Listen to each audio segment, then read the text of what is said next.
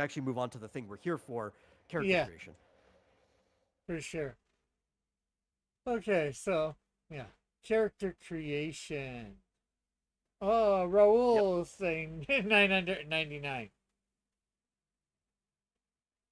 Yeah, that's kind of like where the normal version of how things works cap off, and I had to build in a form of number crunching to make everything work past that. But it also makes it simple for people. Right, that's what I was trying to say. I like the power creep, but I don't want people to be like, oh God, so many numbers, or this is complicated, or whatever. Because if you're like more than 2 orders of magnitude higher than somebody, your stats are probably going to be at the point that like they can't pass your physical defense anyway if they tried. But if a monster's built that way, they might be hyper specialized, right? They might basically be a mountain that you can't hurt that way, but they might have functionally no magic defense and you could attack them spiritually.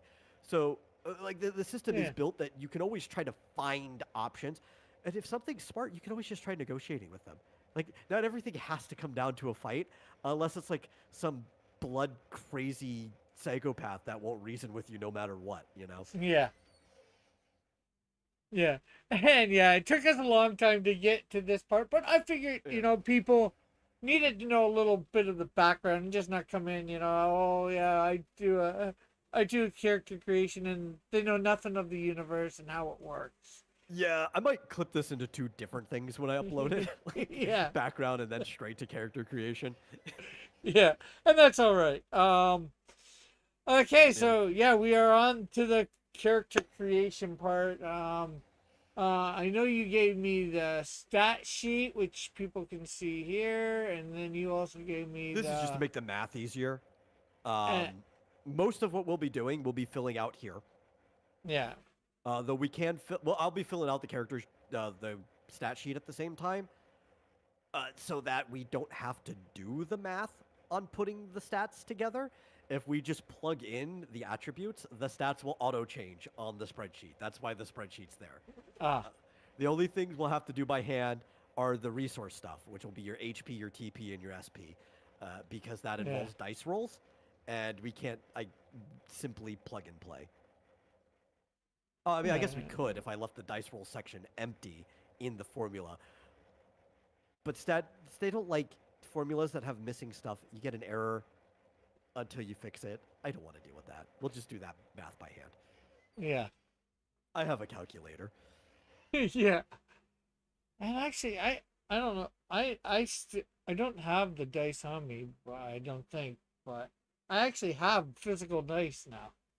Since the last time, I've got a If you couple had set. them on you and you wanted to roll it, I would let you roll your actual dice as long as you pointed your camera at them, which Yeah, I know your camera's pretty mobile. You move it around from time to time anyway. But you can always just use the Google dice thing. Like if you Google and you like roll me a dice and you put in like the type of dice it is, like type of die it is, um, or how many dice you need. I keep saying a dice, it's a die. Uh, it will do like a visual roll for you on like the main Google page. So as long as you share your screen, we could do that. That's yeah. perfectly fine. Okay, well, but When we we get don't to that. need. So Yeah. first things first, backgrounds, right? So this is where I was putting here before, where I said like the type of characters you normally see in here, uh, and I was listing off some X Dynamis Chaos characters. So you could have like general freaks of nature, like the Metal and his friends in the main story, X Dynamis Chaos. Uh, Heroes like Valor or Maximus, angels, Jin, rock stars, mercenaries, aliens, witches, demons, Valkyries, or even catgirls. Like you could find almost anything here if you know which rock to look under. Uh, so we need to establish what kind of character you're looking for to make. And for that, we might need to actually jump over to the setting page Okay. because that's what we're going to be playing in. So that's the Kurgle space page that I sent you. We're going to have to Yeah. jump into the setting a little bit. Do we have that? No, that's not on there, is it? I mean, it is I on the website. If you go to the drop down for TTRPG, there's the second one says setting guides okay. at Kurgle space. Yeah. And we want which part? We want to start with the base one first. If you want to open this up in another tab so we can get back to it, or actually, yeah, you already have character creation in another tab. You can overwrite this one.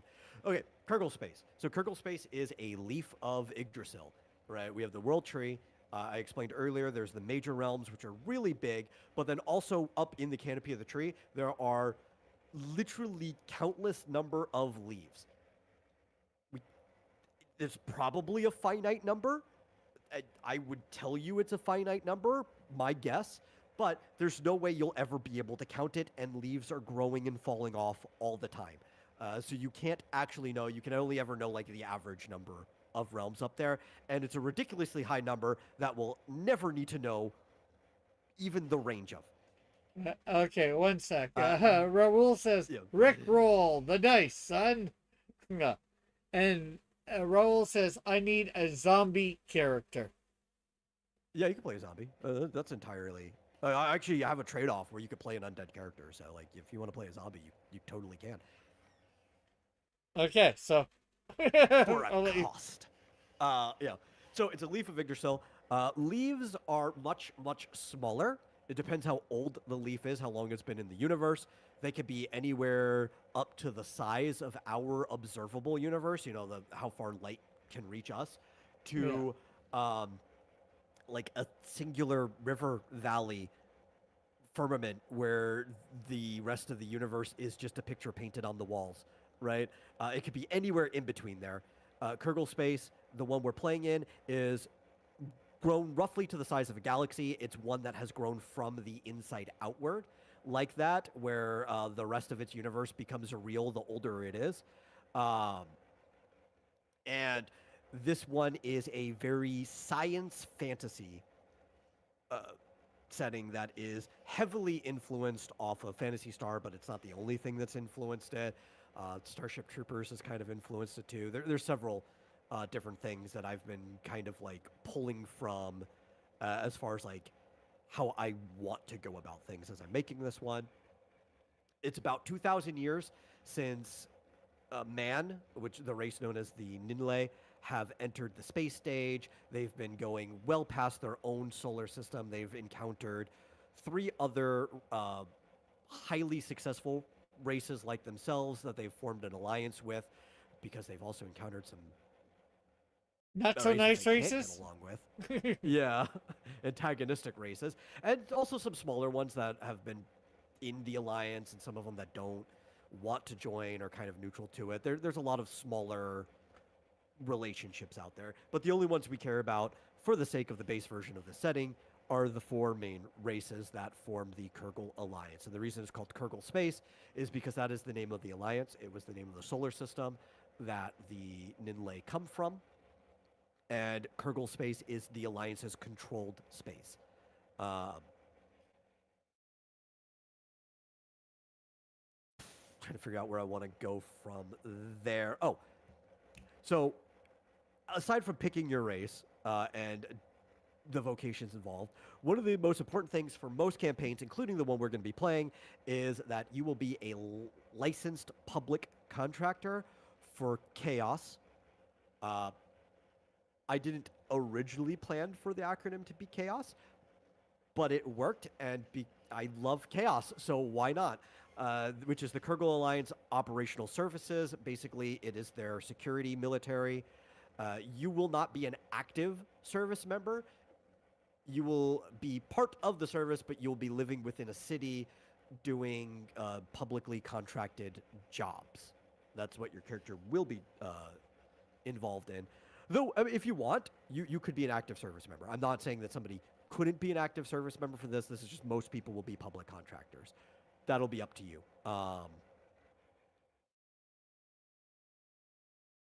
Mostly handling bounties, service calls, detective work, things like that. There is a malevolent force, these crazy monsters that are known as the Dark Brood. And one of the main reasons why the Alliance has such an active military service that is everywhere. They don't just have like infantry or anything that they mobilize places. They have the security service acting as even like the cops in cities, but also public contractors, because you never know when the Dark Brood might show up.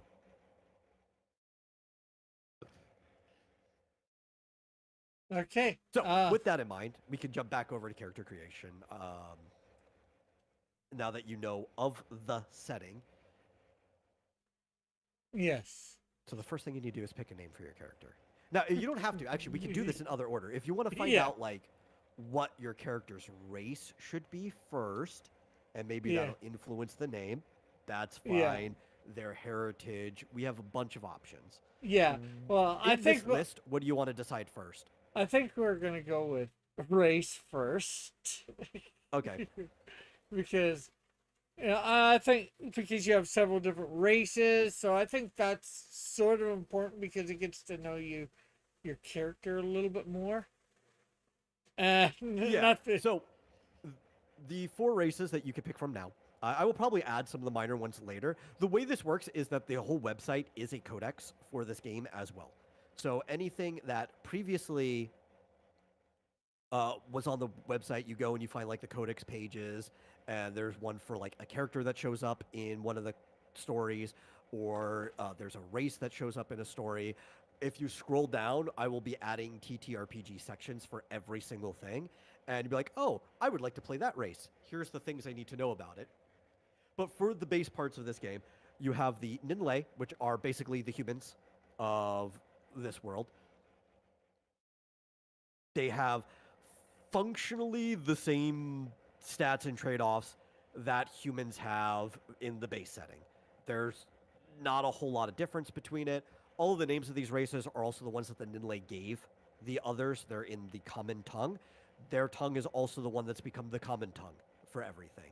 and If you start as an Inlay, you are basically the dominant faction inside of the Alliance. Raul says race Chinese.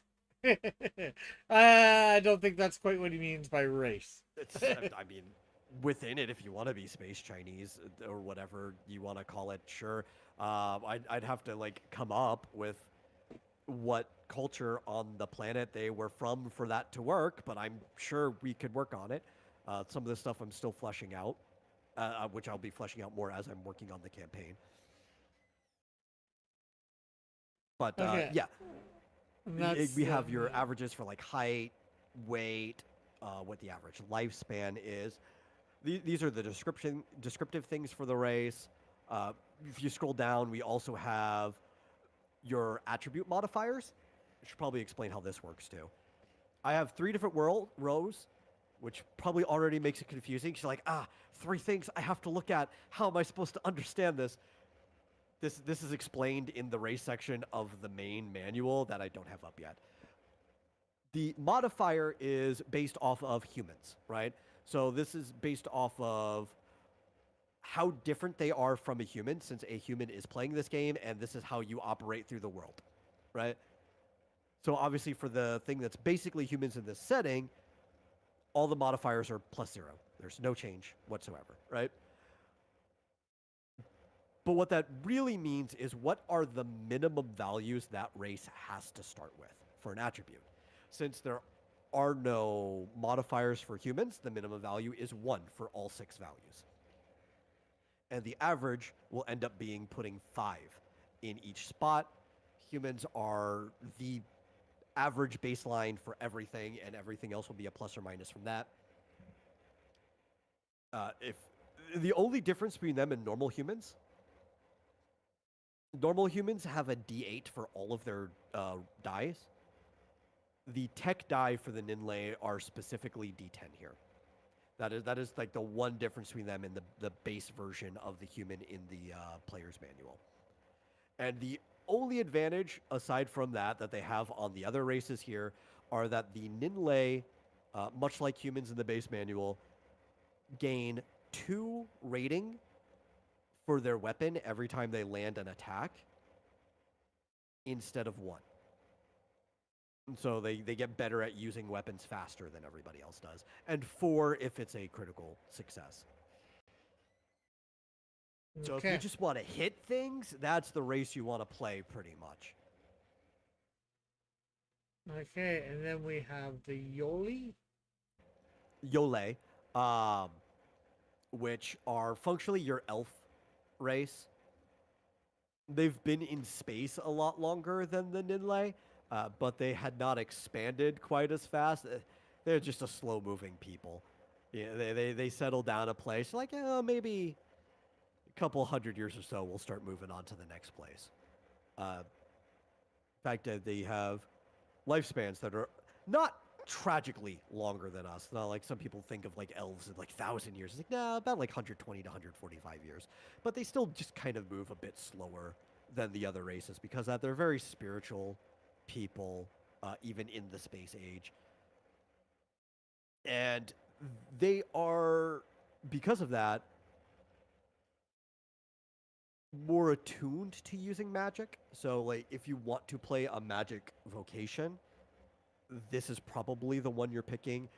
I believe if you scroll down, their difference is that they have a constant ability where every single turn they get a little bit of their SP back. Yes, and they also have a full action, a constant ability called Prey, where they can restore some of their SP actively to each of their ally. So, like, if you want somebody who maybe is going to be a healer or a supportive player, having that built into the race is a very handy thing to do. On average, they're a little stronger than humans. They have a little more intuition, and a little less intuition, a little more morale, a little more luck. But they have less vigor and less alacrity as well. Okay. And because of that, it also shows you what. Oh, sorry, it was a little more intuition. I don't know what I'm thinking. Because of that, their minimums are almost set for you. You have to have 4 might, 4 intuition, 4 morale, 4 luck at the very least. Now, there's enough slack that you could still play this a completely balanced character. You could choose to have 5 in each one. That's the way these work. But most of them will average to 633, 666. When If you want starting out, to, right? yeah, when starting out, which we'll get to later how you have to distribute your attribute points. Yeah. And so I But guess you have control over how you distribute them. okay, and I guess we're done there, right? Yeah, we move on to the next one. Akule, these are like your fiendling race, sort of. In their extreme ancestry, there was some influence from the Dark Brood in them. So these are like people with horns, right? Like they're that type of one. They are very very savage. In fact, it took them quite a long time to be convinced to join the alliance compared to the other ones. But once they realized it was in their best benefit, through a show of force, they were the type of people they needed to be showed force to be like, yes, we will join your alliance. They are probably the best people to send to the front line. They're somewhat glass cannony. Like they're not very vigorous, but they are really, really good at fighting. They're good at using techniques. They tend to have more technique points than other races too, and they're fast. They like to hide in the shadow, and they like to jump out and just like attack people. I'd say like the Klingons, but that doesn't quite do the No, they're very squirrely. Like they just get around. Almost Right? like a They're combination kind of of Klingons and like Romulans. Spider-Man almost. Yeah.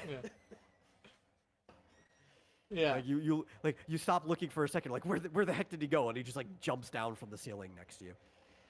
The Jem'Hadar, then. We'll say the Jem'Hadar. Yeah, something like that.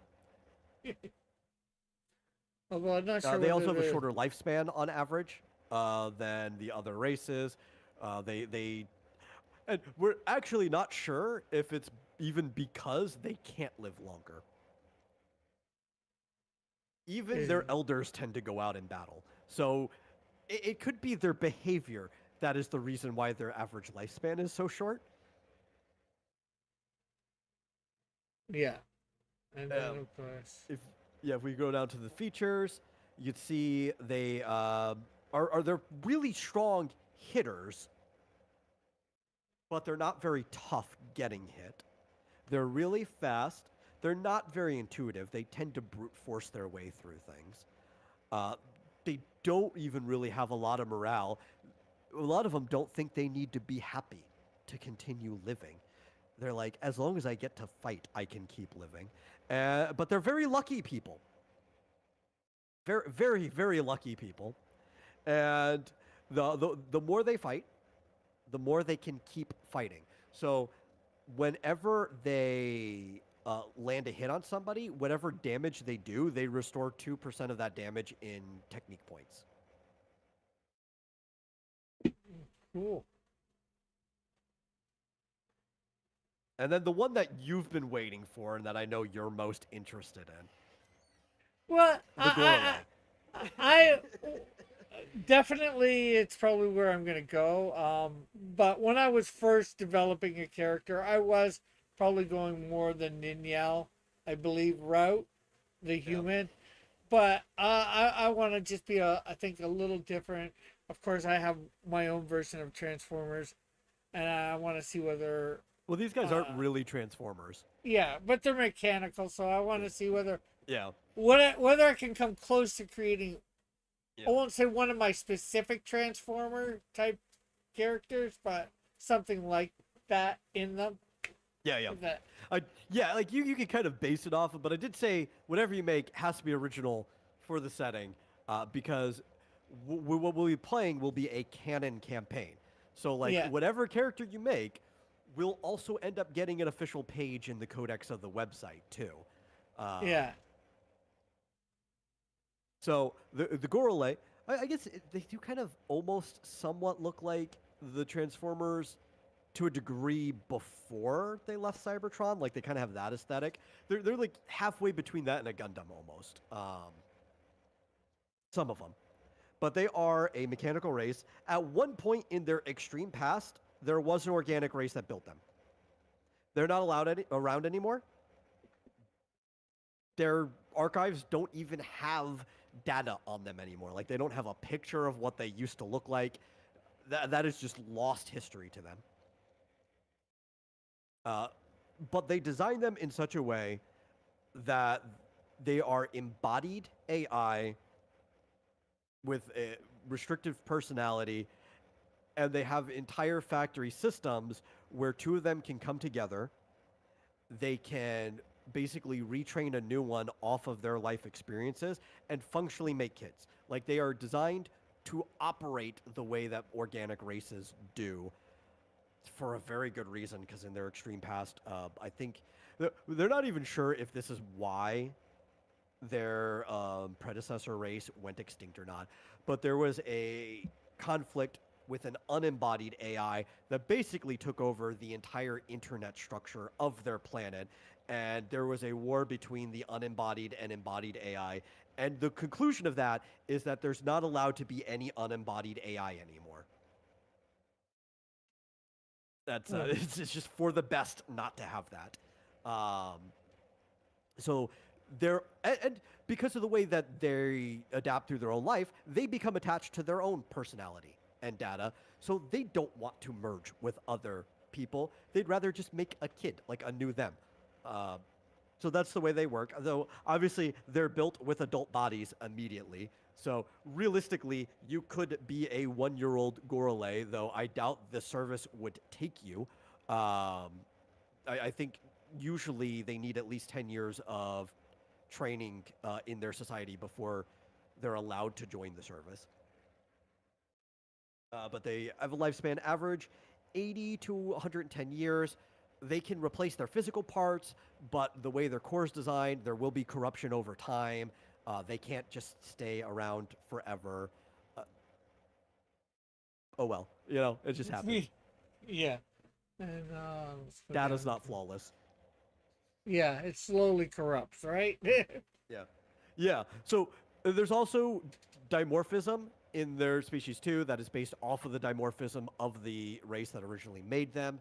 But there's even further physical extremes for the females. So the androids, like the male ones, those ones are all like built purely for utility. They're the big bulky type of robots. The the gynoids can also be kind of like that.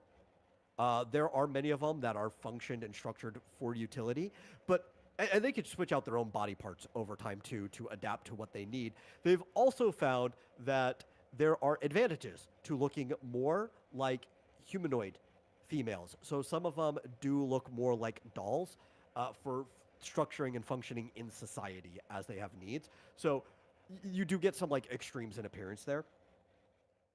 Kind of there's the benefit of being able to change out your own parts throughout the course of your life. It's like, oh, well, Yeah. if I got a different job, I can adapt to the job I need.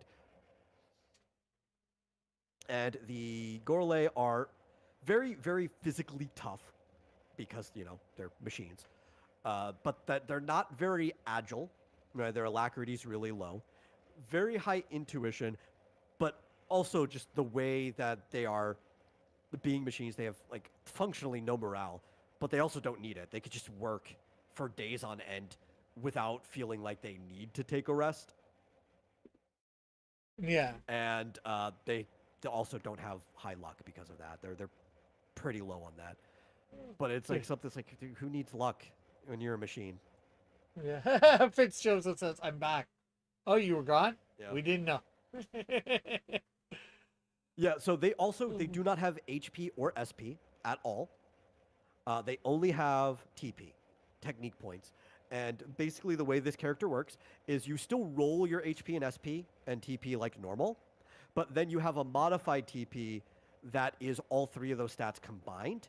And the resource that you use for casting spells and using skills is also the resource for your life. So,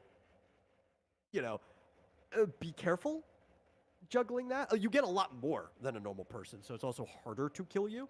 But you eat away at that resource, so you're constantly needing to be healed.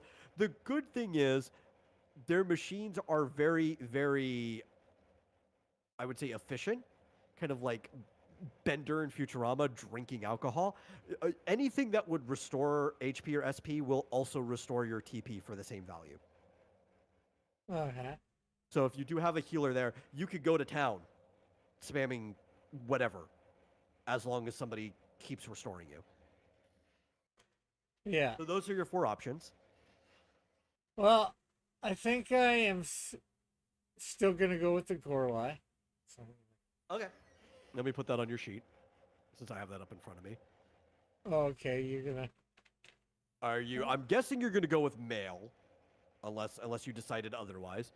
You know what? I was in this. I was half thinking to do the. Hey, if you want to. It would be interesting, shall we say? It's just, should I? Or I don't should care I? like what. I mean, because you're just role playing. You're just playing a character, and you never have to like actually get into character like acting wise. You just have to be able to get into character to be able to describe vividly what that character is doing. So there's actually going to be a girl player in our group that's playing a guy. So like I don't really care either way, right? Yeah. Oh yeah, I know you don't care. I'm just trying to think how well I can do it or whatever. But you know what? What for the heck of it? We got a girl playing a guy. Why not a guy playing a girl? Okay. If you want to, sure. Let's make this. Technically, I'm going to put female, but they don't have male or female. They have like the equivalent of android gynoid, but it's easier to keep track. We'll just put female. It'll be the same as everyone else. Okay, so let's see. At this race, we also do have like heights and weights in here too. Yeah. Basically a range.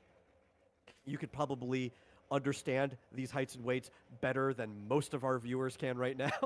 Actually, believe it or not, probably not. Do you use Imperial for your weight? But weight, yeah, and for my height, really too. Okay. It's the thing being growing up in the age when I am it was a real mixture of it. Probably some people younger than me would know it more, and I was taught it, but I still always think, I'm 5'7". I think Yeah. that Okay. I weigh So when that's I get even on the scale when I think of myself, like I'm 200 and 30 pounds, so it's weird for me. yeah, yeah. So that's actually your height is right where like the low end for the female height is. That's just about 5'7", or it's actually closer to like 5'8". It's just like above you, and the higher end they have like a whole foot difference. Is they can get up to 6'8". So you basically have between 5'8" and 6'8" for height. Well, even with you just talking there in the minimum, I think I'm gonna go with about 6 foot. 6 foot? Okay. Not super short, but definitely not too tall either. Yep, yep. That's uh, going to be about 1.8 meters. Let me put that in there. I'll even put the slash just so it's easy. We'll put both of them in there. okay, you're filling that out. I'm on the Yeah, page yeah. here. So, Uh, at that regard, how heavy? Because here's the thing: since they're robots, it's actually like their internal parts that adds their weight. And yes, obviously, the bigger they are, the heavier they should be. yeah, But a smaller one could end up being heavier than one slightly bigger than it too because of their internal parts. yeah. And with what I'm gonna be trying to plan, I'm sure there's probably a Yeah. little bit extra weight there somehow. um, Do these weights make any sense to you at all? Not really. Okay. So the Well, lower end is about 176 pounds. And then obviously the higher end is twice that at 352 because they are machines, so they're heavy. yeah, yeah, I get that. So 176 and it's 300 and what? And 50? 52. Let's go about, let's say 255. 255? Okay. That's going to be about, say like 115.7 kilos. So I'll go put those in.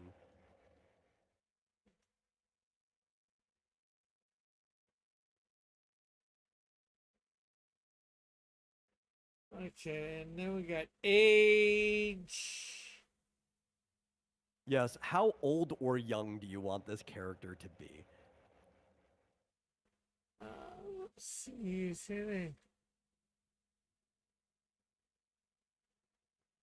Uh, Yeah, you have to look at their lifespan differently, though, right? yeah, So the minimum age, since they're basically made as adults, but they don't have experience yet. The yeah, minimum age to join the service is kind of 10. I should yeah, probably put this in the description. I didn't think it was about it until we started talking about it. Like, I need to retroactively go add this to their description. The minimum age to join the service is about 10, and they tend to only make it to around 110 after like data corruption or whatever, right? So it could kind of be anywhere in between there. You have like 100-year span to work with. yeah. I'm obviously not thinking I want her around, quote unquote, shall we say, 10. But I don't want her near, the near old age, shall we say, for them. Yeah, yeah. Um, 20s,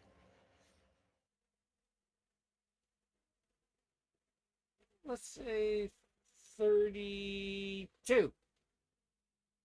I'm 32. trying Okay, to, that would be like, you know, 22 years of potential experience in the service if you want that to be the background. yeah, We'll get that later, but yeah, okay. yeah. 32. I'm trying to pick some odd numbers, just trying to Yeah. be And the thing is, okay. like, they don't even really conceive age this way, Yeah, because obviously this is going off of Earth years, which, conveniently, Lupsus, the homeworld of the Ninlay, has the same calendar. Well, not like the exact same calendar. Their calendar is different, but like the same revolution and rotation as us, uh, because it tends to be very common for terminus worlds. So it's based off of the year on Lupsus. They live on a moon of a gas giant. They do not conceive years the same way that we do, but Yeah. they've gotten used to labeling things that way from working inside of the Alliance. Yeah. Uh, do I have to do physique right now? No, no, you could. You should probably keep it in mind, Yeah. right? Because it'll involve how you're building your character. But you Yeah. could save to fill something brief out after you've drawn your character. Yeah. Well, obviously, the next thing after, well, probably next week or the week after, I am going to actually probably try and figure out what this character looks like, draw it up on Yeah, screen. I already Um, have Phasma's character. Like she drew it and sent it to me yesterday. yeah. Well, I haven't thought about this in a while, and Well, you shouldn't have. You haven't built your character yet, right? Like yeah, hers, she knew exactly what she was doing, but we haven't even built her character, but she knows what she's doing. Like we're yeah, gonna go through a demo of building it. Her demo's gonna be really fast though, because yeah, we know exactly what she wants. Yours though, like we're building the character now. It'd be really weird if you had a full design for a character we haven't built yet. yeah. Well, as you know, you gave me some of this information a while ago, and yeah, I looked at it. I thought about it a little bit, and like I could have built it all up there, but I think this is a little bit more fun experience. Just Fizz coming. asks, wouldn't all the moons of a gas giant conceive of years as being the same as the planet the moons are orbiting? Yes, but they had to be told that was a year first. They have several different markers because their particular moon is not tidally locked to the planet they're on, so it has its own rotation. So then they have a revolution period around the planet, and then the planet has a revolution period around their local star. So they divide things into three scales that way, and they basically had to be explained by the Alliance how they agreed to calculate years. So they do have a marker for that, but also their gas giant's year is a lot longer as well. So Yeah, it's and just become a useless metric to them, and they don't really use it anymore. yeah, and the thing is, technically, yeah, maybe it's the planet's revolution around the sun. The sun would be a year for the main planet, but for a moon to revolve around the planet, that would be its year technically. It would I would technically be a month. okay, but to Well, do it, that's where the word month comes from. It's one full. Now it's different because our month is the cycle of the moon, and not because it goes around a little over a day. It's like 27 hours. But that's how they consider their revolution the equivalent of a month, and they do revolve around their planet very very slowly. yeah, Uh, I think it's about a fortnight for them to make a full one. But that would be their equivalent of a month. They okay, also had to be explained what a month was, yeah, right? Because the main planet doesn't have phases like our moon has phases because of blocking out the sun or anything like that. yeah, Light just kind of goes mostly through some of the atmosphere, so they could kind of always see the main planet no matter what. It's a weird situation to wrap around. yeah. Well, heck, it's just like in really when I think about it in Star Trek, they talk about years and all that, days and all that, but each planet, like somebody that lived on Vulcan from the beginning of their life, a year on Vulcan would be different than a year on Earth. Yeah, yeah, but that's why I said like Or there day. is the standard that Yeah, the Alliance has, which yeah, is kind of based off of the Ninlay. Everybody agrees it's an okay standard. So even though you're like far, far away from the planet, and you have to take like relativity in mind and stuff like that too, but they have clocks that account for that. If yeah, a day passes, it's basically if a day had passed back on Lipsis. yeah. Anyways, okay, we're gonna Yeah. figure out physique later, probably hometown later. Yeah, when we Uh, get to the heritage portion, is probably going to involve both the hometown and the origin. yeah. So we can get back to that. The next part, Voc- I guess, is you can either come up with a name now, or we can still wait for the name until we've done the heritage portion, uh, we can decide what vocation you want. I think that's actually the next section. Let me see. yeah, I think yeah, vocation is probably Yes. well. Well, and personality, which I don't really have a section for personality because that would take too long. You would just put that down. Oh, there is. I forgot background and personality stuff. I do have a section for this. Yeah. Forgot that I put that there. This will also be appearance. You remember when we did the previous thing? I made everybody write down something there if they wanted one of those key points in that game. You do not get awarded anything for putting it, but you should. We don't do alignments in this game, like at all, because I Uh, don't like the alignment system. I think it's stupid. Instead, you just write your character's personality. If you're going to be a good guy or a bad guy, that's going to vary from campaign. Everybody should agree to what they're doing based on the campaign, not because your character's evil, right? Um, I typically use Ocean for personality. This is a big five personality trait, which is openness, conscientiousness, uh, what's it called? Extroverted. Oh man, I'm blanking on it. The A is the attitude. A's always the one. No, no, it's always the one I forget.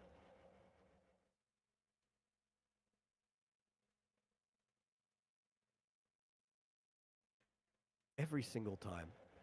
Like I know what it means: agreeableness and neuroticism. I always remember neuroticism. It's the A, agreeableness.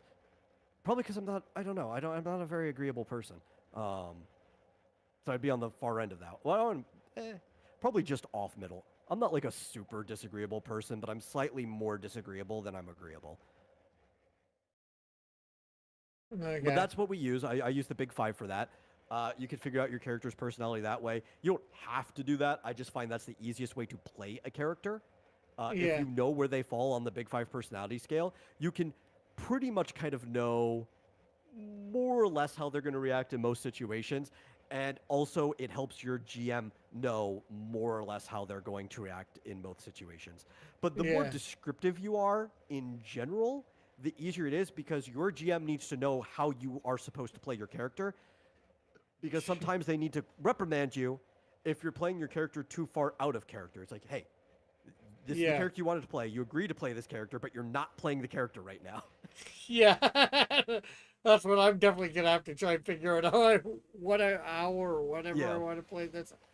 Okay. Well, let's I guess do vocation. Okay. Uh, Well, we have a whole section in the Kerbal Space settings manual for vocations. I would click on the actual main vocation page and not any of the individual ones, so that you can yeah. figure out which vocation you want first. Okay, so we have Blaster, Caster, Diviner, Enforcer, Feeler, Gladiator, Outrider, Reaver, and Slayer. Yeah. I think I can figure out what most of those might be. Okay. Take Blaster. a guess first. That's what I was about to do. I was going to say Blaster, somebody who's using a gun a lot and shooting a lot. Would that Already be wrong. okay? No, that would be the enforcer. That's the one who uses the gun. The blaster is the one who blows things up. That is your like wizard black mage class. Okay. It uses explosion. Okay, so that might get Caster wrong because I was going to say somebody that does spells. It does do spells. It's the other one. That's like your priest cleric white mage class. The caster is the supportive and healing one. Okay, diviner, somebody who figures out stuff, uses a lot of that Summoner. discover. Okay. It's your summoner class. Like they literally divine. They bring forth like a god. Okay. Enforcer, you said like the one that shoots stuff. Fielder, okay, Yeah. I'm not gonna even attempt to guess that one. That is the equivalent to like your monk martial artist class. It's what the word literally means. Fielder. These are athletes. Okay, Fitzgerald says, how do illusions work in this game? That will vary on the setting you're in as far as vocations go. The Earth setting will have some illusionary stuff uh, built into the Witch class, but also there are some trade-offs where you could have personalized spells if you're willing to take some disadvantages for them. If like one of the available vocations doesn't have enough illusionary stuff for you, illusions can work on multiple ways, but they are mostly trickery. They can be forms of hypnosis. They can work against people's like attention and discovery. You could project walls. You could make decoys. Uh, there's actually a lot of different ways that illusions can work in combat or out. Some of them will actually. There is a talent for hypnosis, or it's called trance. There's a talent for trance in the horror genre of the talents. We'll get there. And some of the things that you would use for illusions would actually scale directly with your trance. So instead of the difficulty for whether somebody sees past the illusion or not, be like their like your intuition or your will minus their attention or whatever, it will actually be your trance talent that you can continuously level up uh, minus whatever their resistance is for it. But Okay. no, you can actually get pretty creative with illusions. There won't be any in this setting unless somebody takes a custom spell advantage. But in the base setting of Earth, there's a lot of room for illusions. Okay, Fielder, you said was martial artist type character, gladiator, a fighter of some sort. I would say, I would Yes, guess. that is your weapons fighter, like the person who specializes Uh, in weapons. So, like, if Fielder is your martial artist who works with their hands for the most part, Gladiator is like, I like swords, yeah, or I'll use any other weapon, but I probably always have a sword on me anyway. Comes from the word gladius. These are localized names, unlike the race names. These are not what they call them. This is just to make it easier for you to understand the vocation. For the beta, I might actually change these to localized names much later, yeah. so Okay, that they are more setting appropriate. These are like placeholder titles. yeah. But that's your high technique person where it's like, I've got combo attacks, I've got attacks that can make you bleed, that type of character where almost everything is based off of the weapon they're holding. They don't have a lot of things that scale directly off their stats. It's like, my weapon scales off my stat. Here's the bonus damage I'm doing with a weapon thing. Okay, that's for the gladiator, right? Yeah. And outrider, I would have. Don't think somebody that's on It's a your ranger. vehicle. It's Pardon? your outrider. The outrider is the person who patrols a land's borders. That's your ranger, Okay. like Strider. Okay. They're kind of like Uh, they're somewhat of like a jack of all trade class. Um, they can't. I mean, technically anybody can use any weapon. There's no weapon restrictions in this. Just to let you know, you can equip whatever weapon you want, but certain abilities only work if certain weapons are equipped, which yeah. you'll see in your thing. Rangers mostly use guns. Mostly use guns. Um, you don't have to though. You'll just be losing out on some of their abilities. But they also do trapping. They also do like first aid. There's some minor healing in the Outrider class. They do like a little bit of everything for supporting the team. And then we have a Reaver. Again, I'm not gonna guess. So the Reaver is it's an interesting class. It's basically a samurai. It is kind of like a faith and luck based warrior class that is distinct from the other vocations that do that. And the thing that makes it distinct is that everything in their vocation is based on two specific weapons that they get to switch between at any time without having to waste a turn. And they Mm, switch between a curved blade, which is kind of a katana, but it's not necessarily a katana. It's like all single-edged curved blades, and they actually have like they're their own specific thing here because a lot of things have photon edges and stuff now, and a bow, which they also same. They're typically photon bows. They're shooting out photon shots instead of like an actual bow and arrow. And they have like a martial style that specifically works between that. They are kind of like a hunter of men in a way. This is your I weave in out of the shadows, I engage with the enemy head on, and I might like do a melee attack on one guy and get off like an opportunity bow attack on somebody else. okay. And a Slayer, I think, just goes around trying to kill anything and everything. Sort of that's your hunter in a way, right? That's your big weapon. The Slayers are specifically trained for hunting the Dark Brood, like the monsters and stuff. They put monsters down. So they're the ones that use like your oversized anime swords and stuff like that. They also can tank for the team as well. If you want somebody specialized for tanking, they are a stance based character that have like a counter stance, and they also have like a sort of like a frenzy stance where they can do more damage.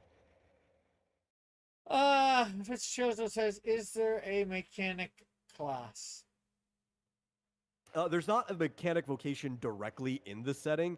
There's a lot of ways you can do mechanics without needing a vocation. There will be a separate mechanic vocation added to the main setting after I get the book out. It's one of like the 10 bonus vocations I plan on adding. I just need to get the base stuff out first. Mechanics don't necessarily need vocations, though, inherently. There's a lot of their stuff can just be done with the talent pool, with the crafting system in the game, which only the basic one is in the rulebook right now. I have a really heavy duty fleshed out crafting system that I have to do after the main rulebook comes out, too. There's also if you want to be more tech based in general, there are trade offs, which you'll see when we get to the trade off section, where you can take some advantages that are specifically geared towards mechanics and stuff. So there's plenty of stuff for engineering and mechanics. Just specifically in this setting, there's no vocation built around it. But not everything in this game is built around the vocations. Like the vocation system is probably the most robust part of it, because that is the thing that will be expanded on the most as the game develops and other settings come out. But a lot of the core to your character is just like right there in the character creation system.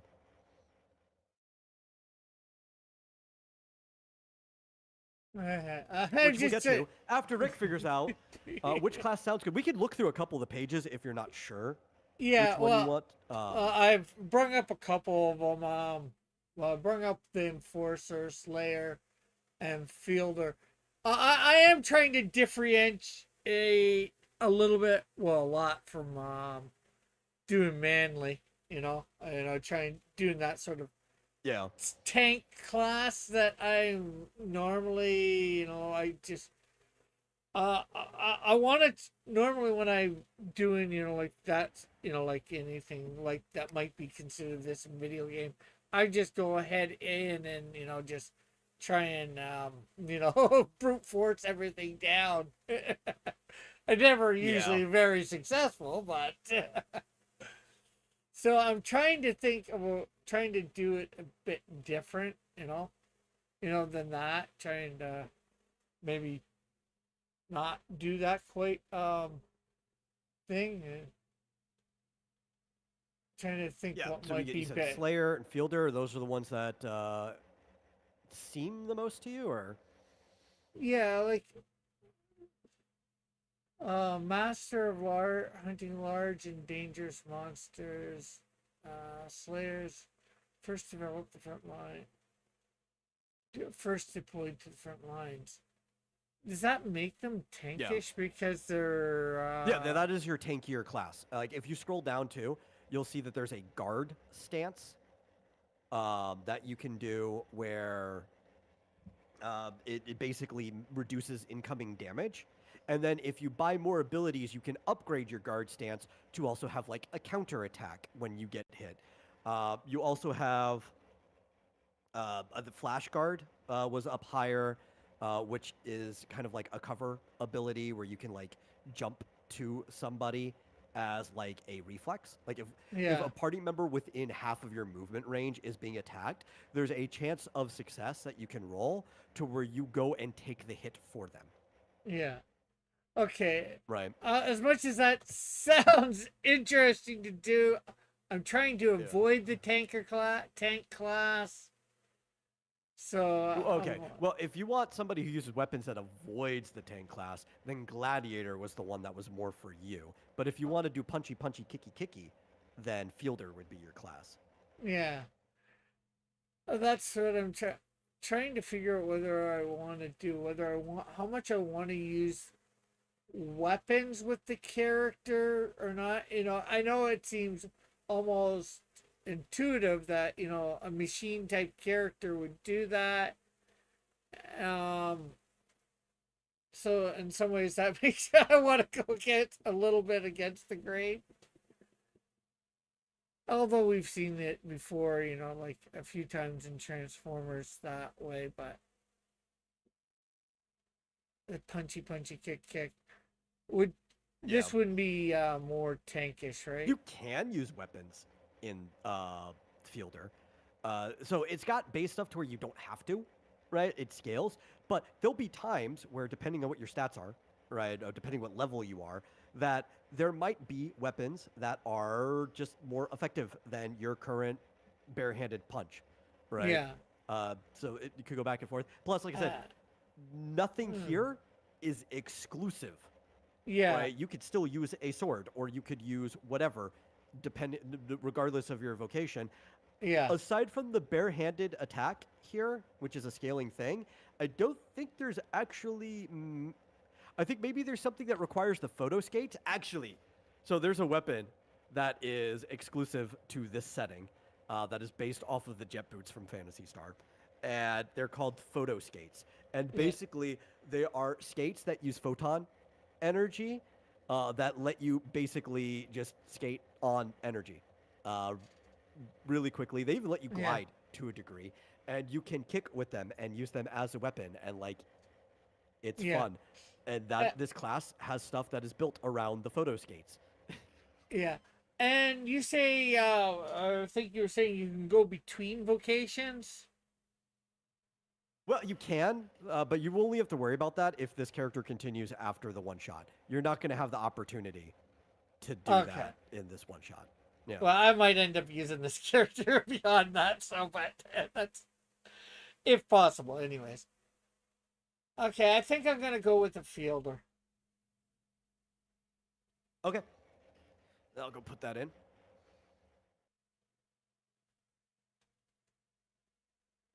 Yeah, like you could always switch them later, but the way the system works is like you basically have to solidify a vocation during character creation because that's your Yeah, character's background. It's like I've been a fielder for whatever many years before I actually started doing this stuff. yeah. Well, in that, could I say maybe she whatever was a gladiator and then became a fielder, or do I just I mean, you'd be a pretty bad gladiator if at no point did you ever pick up any abilities for the vocation. yeah, And that's the main reason is because we also need to get you abilities at the start, right? yeah, So that's why you have to be locked into one. You could be like she's intending to switch to gladiator, maybe like next week or whatever. Who knows? But like this Yeah. entire one shot is going to take place in a single day. Yeah. I know I'm asking all a bunch of probably and well they're probably No, not these are dumb good questions. questions to ask. Okay, so now we're This is functionally a brand new system. Any question you have to ask about the system is a good question to ask about the system because genuinely nobody would know the answer except for me. yeah. Okay, so what else or what are we doing now? We got our vocation. I'm gonna leave or well physique obviously later, hometown probably later Well, now we need origin. to figure out your attributes. That would be the next thing Okay. on the character creation page. So, yeah, at level 1, you start with 30 attribute points, which is how you would end up with like an average of 5 in each category for the most part. Uh, but because you're also a Gorille, you do have like your minimums. You could still end up doing 5 because there's not enough of the modifier to stop you from doing 5, but you probably want to play into whatever your race's strengths are. Okay, you said attributes or what Yes, am I? where your attributes. So your might, vigor, alacrity, Oh, intuition, morale, and luck.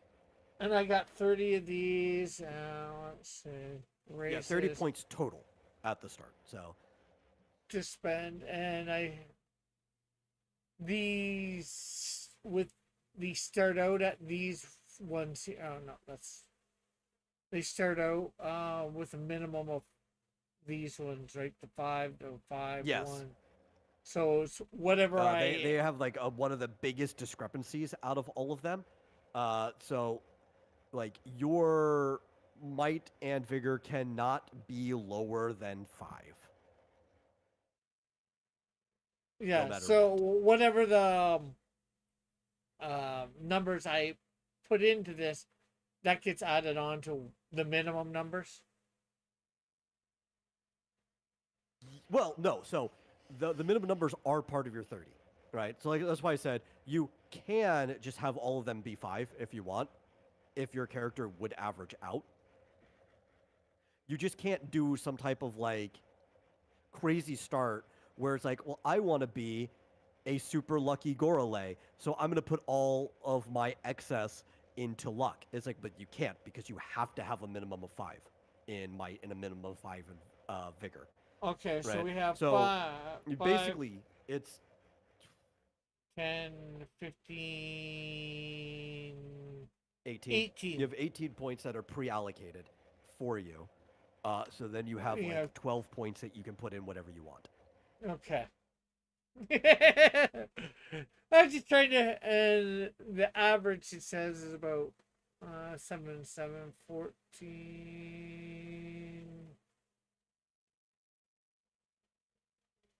14, 20. Oh, that's if you actually spend those that way. Okay, so might is regular strength, right? Vigor is That's how tough you are, basically. no.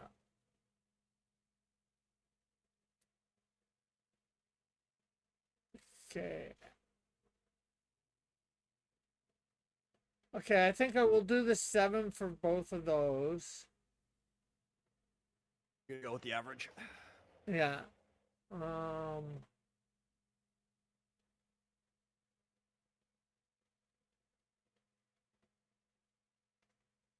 guess I'll keep the minimum for the MRL Morale. and the luck. So that puts me up to 17. If I'm Yep. right, which gives Yep. me 13 more. Yeah. You Yeah. know, Where do you want to put them? yeah, yeah. I'm just thinking all this to Yeah. in my head. So 13. That's about 6 and 6.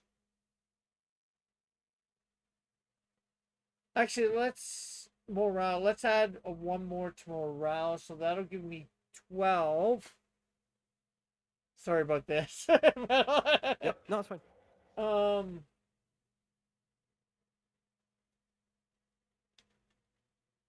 let's do And then you 7. have to put at least 4 in intuition. Oh yeah, I was about to say 7 into that, Okay. and then the last 5 into the ALC. Okay. Yep. That's 30. Yeah, having the numbers in my head. I was just like, I'm looking here. Okay, what do I want to do? How intelligent do I want her? The morale, the luck, you know.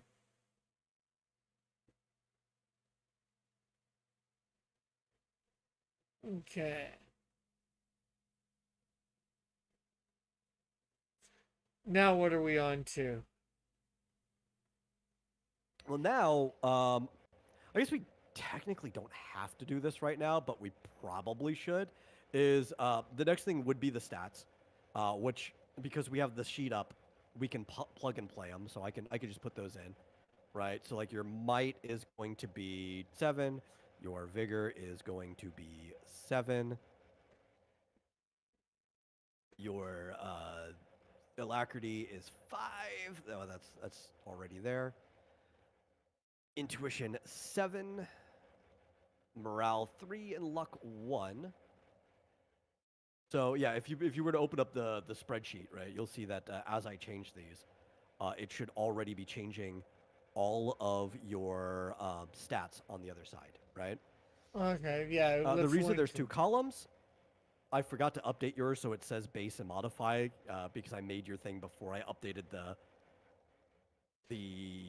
base version of this sheet. Okay. The left one is the base version of your stat.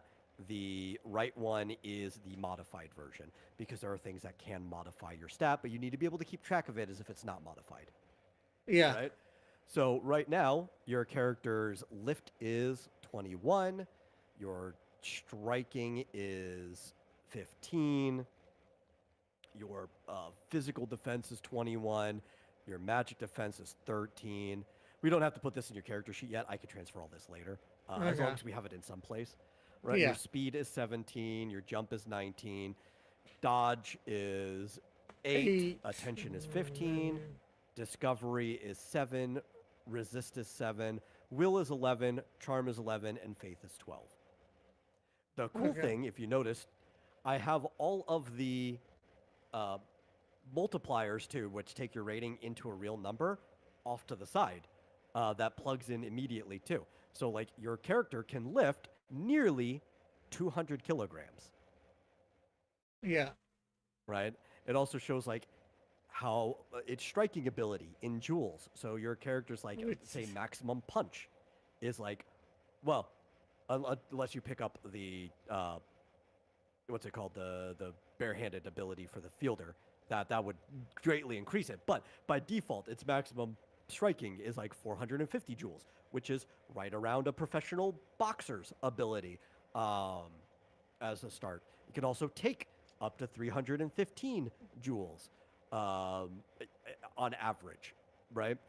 You can jump almost a meter, which is a pretty high jump, right? yeah. And you can move about 5 meters a second. So in every turn, you can move roughly 5 meters. So about you're doing 5 squares, basically, I can move. Yeah.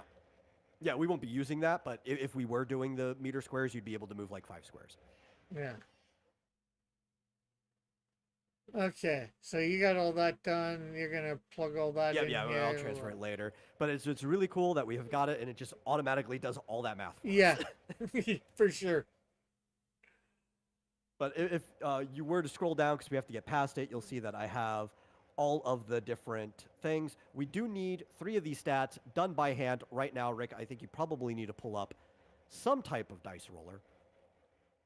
Okay. Did I So invite you to the roll 20 I'm not already? sure. I think I did. I'm not sure. Here, let me pull up. I think I did. Um, Yeah, you can I've just been. roll it in the Roll20. Yeah, like I still have an account from Roll20 from when we did this with the Final Fantasy. So Yeah, but I think I sent you the invite link to the specific one shot that we're going to be doing. yeah, I'm not sure. Yeah, I can resend it, but yeah, 0 players. I sent the link, but nobody has come in yet. Let me launch it. Let me send you the link again. Would it come on? Yeah, we could just roll it here. Are you? Where are you sending it to? Oh, Discord DM.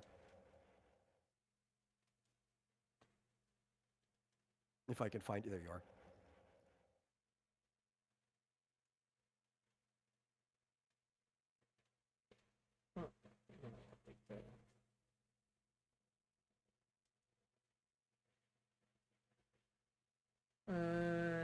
Launch game, I guess. Yeah. Take this one down. We just roll what you need right in here. I can see it and everything. Yeah. So, first thing we need to do, now that we have your attributes and everything, so we need to figure out what your HP is going to be, or at least your base HP. You might pick some things that modify it later, which is going to be, let me bring out my calculator. Fitzjoseph says, I'm seeing this clip on Twitter of evil Steve Jobs stand-in from Next Gen, and it's making me think I should probably rewatch that movie soon. Okay. Okay, where do... So, your hit die is a D4. Okay, which one of these is the dice again? Should say, Well, you could just hit /R and then space the dice you want to roll. Where do I type that? Sorry. Yeah, in the chat box, right? So, Oh. there's a chat box to the right-hand side of the thing. Yeah, my... So I need... yeah, thing it'll was be /R space 1d4 is the first thing I need you to roll. /R 1d4. You rolled a 2. You got the average. Okay, so now that we've got that, it's going to be 2 times... You get a lot of health at the start, too, because this is a very chaotic game, and you can also lose a lot of health really quickly. So it's going to be 2 times 7 times 3 plus your hit die, which you rolled a 2, times half your luck. And your luck is 1. It cannot go lower than that. So you start with a 44 HP. But that's not what your HP is going to be. That's just your base. Since you're a Gorley, everything's going to be TP anyway. So you're going to have a lot after we modify this stuff. Did you put it in anywhere on... Oh, there, I see it now. Yeah, I'm putting in your stat sheet. So then the next thing we need to do is, I guess we'll roll your spirit point first, since the TP is the important one for you. Spirit points for the Gorley, your spirit die is also a 4. Actually, let me type these in. Be D4. This one's also a D4. Don't worry, I know those die rolls seem bad, but that's because your character only cares about their technique points and gets a D20 for that. Oh, you rolled that? I didn't roll anything. Okay. Oh, Yeah, no, okay. No. Okay, so I'm rolling right now for spirit, and that's a D4, right? Yep, it's another D4. I got a 4. You got the max roll. So for spirit, So, that's going to be your intuition, which is a 7, times your morale, which is also a 7. No, that's a 3. Plus your spirit die, which you got a 4 on, uh, also times your morale, which gives you a total of 33.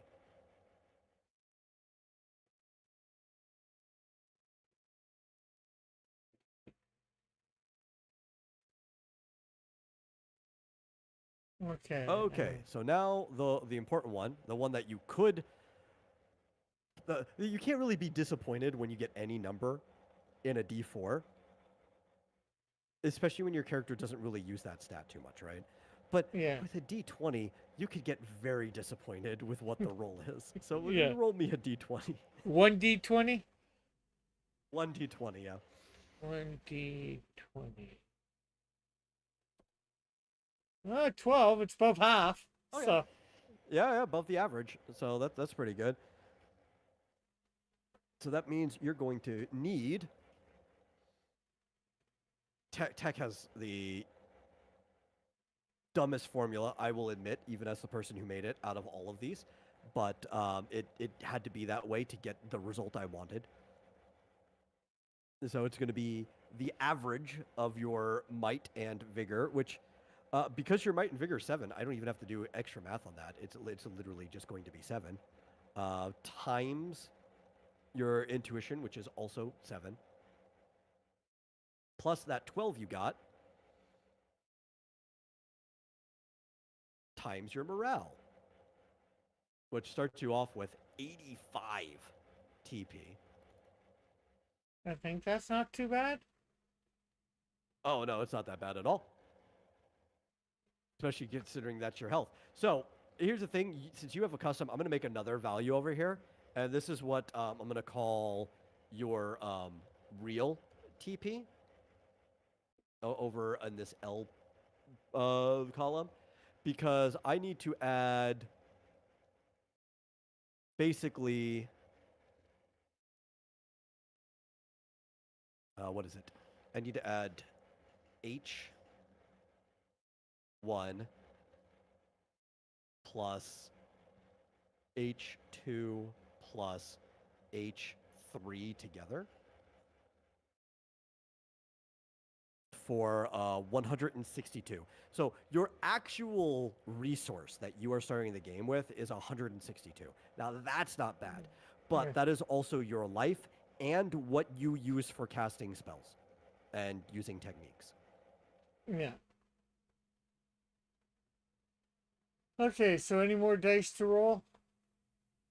I think that is all of the dice you have to roll at the start. I made sure that you had to roll very little dice at the beginning so you could save all your dice rolling for the fun parts later in the game.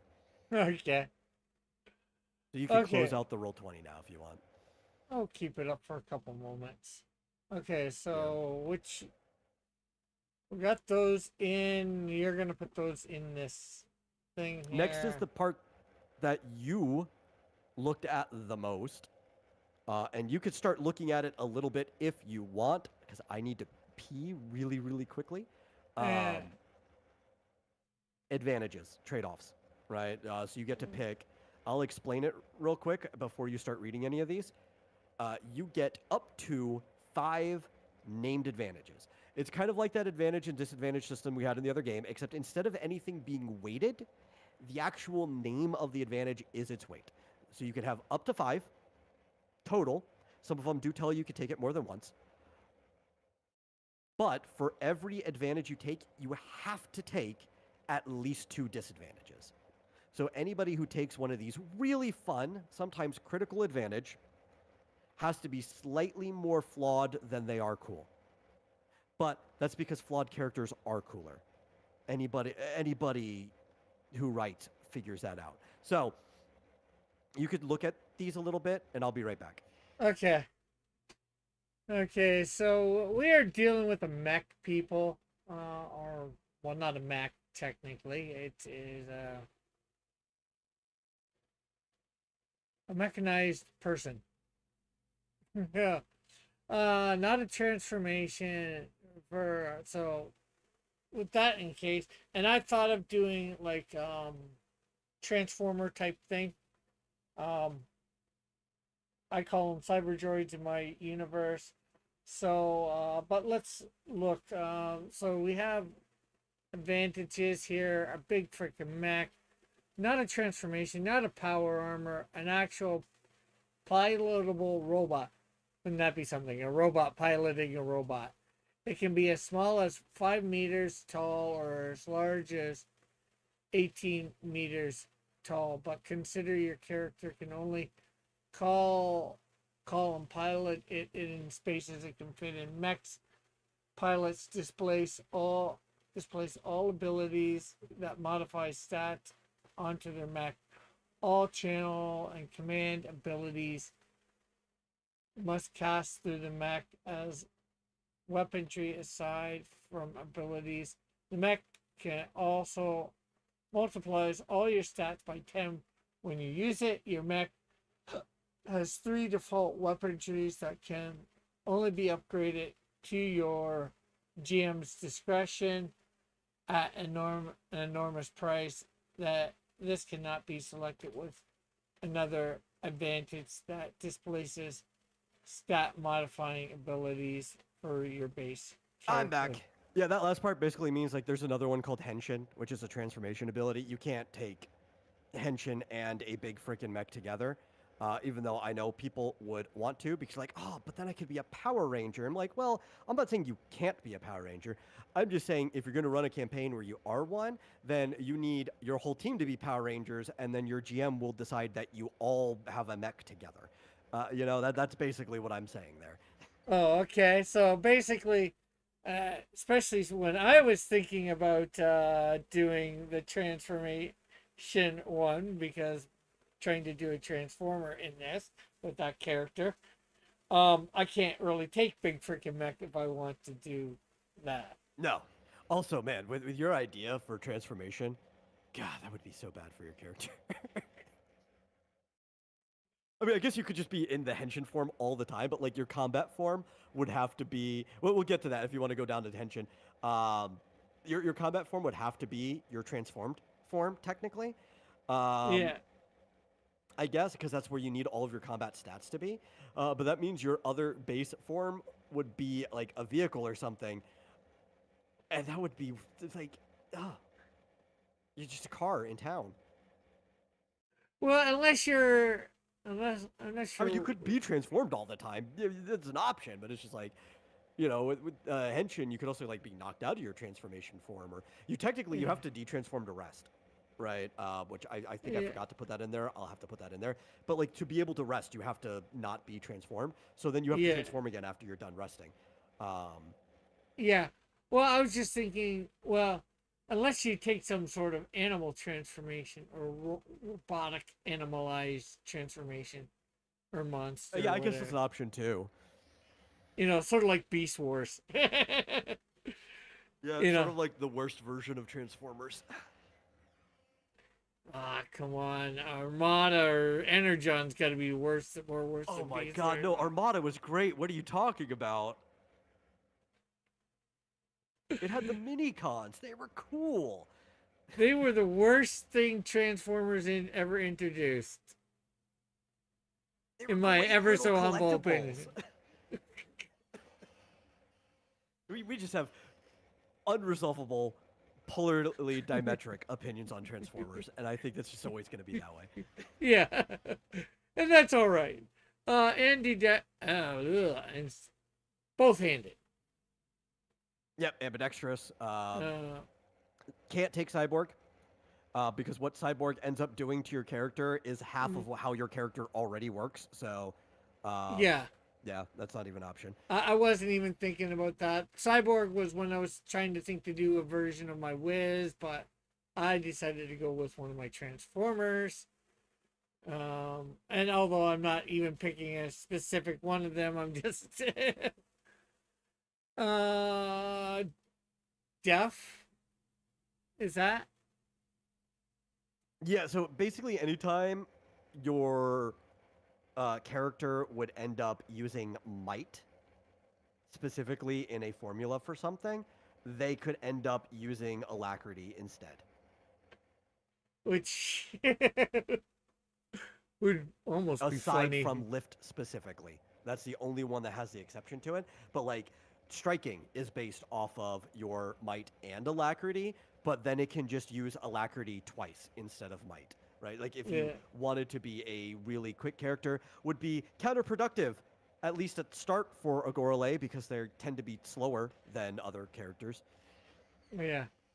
We got directed interest. I don't think I'm gonna go with that. Yeah, that just lets you Uh, learn abilities and stuff faster in a specific genre. Elemental tuned. I don't think I'm gonna go there. Familiar creature. Probably not. No, I did. Well, I have thought of this more than familiar machine. More, I thought of it in the fact of the Wiz and having a transformer when I'm trying to But see, create. if you familiar machine, you could have a mini con.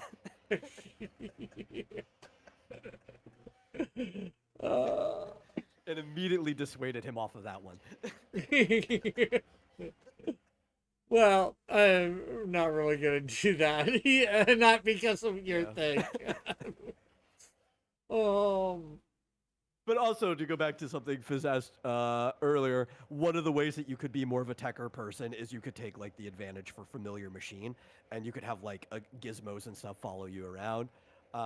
You can even customize it to specific ways that use your stats and everything like that too. Um, I guess it can technically break, but you could just repair it because you're the one who made it in the first place. That's one of the many options. There's several different things. and then we got familiar spirit again. I don't think that we're gonna use. I want to let you know because like I have to inform the audience for the people who did not watch because it was a few years ago and some people weren't even watching at the time. But I guess reminding the people who were that might be watching this VOD later, Rick chose a maximally advantaged and maximally disadvantaged character for the Final Fantasy game that we played. And I wouldn't be shocked if he did the same thing again. Yeah, although it's looking like I might not. Yeah, yeah. You, I, Phasma has already locked in for a maximally advantaged character. well, when I was first looking over all this, I was really going that direction. I will admit it, just because what I wanted Yeah. to do with the character, and uh, uh, These things are also completely optional to let yeah, everybody know. The section even says it's optional at the top. You do not have to take a single advantage or disadvantage. yeah. But it can make the game a little bit more interesting. Yeah. So we have the one that I've been really debating about and not sure exactly how it would work, according to Metal, with even greater power. But first, you need to transform your characters with Henshine. Get a 50% final stat modifier after all formulas, abilities, but with a trade off. No abilities that affect your stats work outside the transform state. If you lose all your HP in your transform state, you are reduced back to your normal form with 50% of your normal HP, and you can't use Ensign again until you've taken at least a short rest. This cannot be selected with another advantage that displaces stat modifying abilities away from your base character.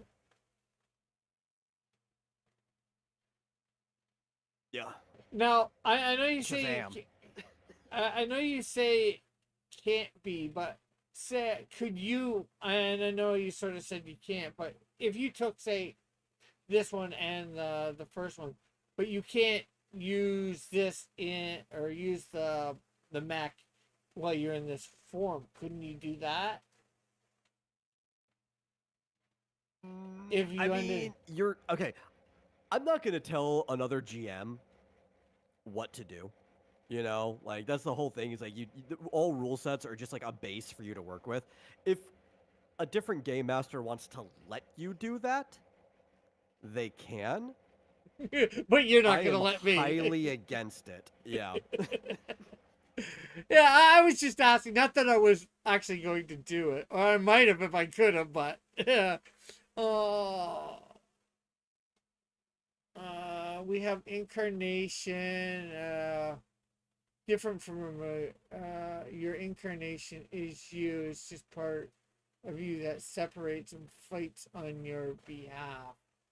Yeah, this is like stands from JoJo fall into this category. They're not the only things that fall in this category, but it's like an easy one for people to understand. Like your persona from Yeah. Persona, stuff like that. Inheritance. You get a lot of money. Lady Luck. World of Die. Living Weapon. This Lady is. Luck is great. You wouldn't want to take it because you invested into a single point in luck stat. But Lady Luck or luck attribute replaces all your other attributes with luck for everything in all Yeah. formulas. Like for like lift, where it's like usually a mixture of like vigor and striking or whatever, it would just be luck, both both ways. It's just, everything's luck now. Okay. Living Weapon. This is alive. This weapon is alive in some way. It could be a living organism, a magic construct, or a fraction of your own soul. It doesn't matter. What matters is that this thing gets you stronger and will ride with you for the rest of your life. Define the weapon to your GM to use. Okay, I don't think we're going with that one. Yeah, it's just a Man, scaling weapon. So if you get that, you basically never have to buy weapons. mana bound due to You can't circumstances. even take that. You don't have SP. Oh, okay. What is it again? That's just a quick. So this one, basically, it does like what your race does with TP, but it does it with SP.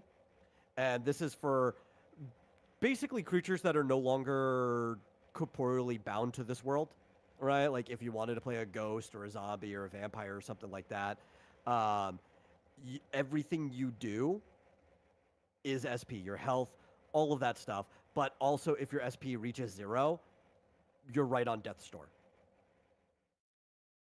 Even if you're already dead because you're a zombie or vampire. Yeah. Well, you're undead, but that doesn't mean you can't be dead. Okay.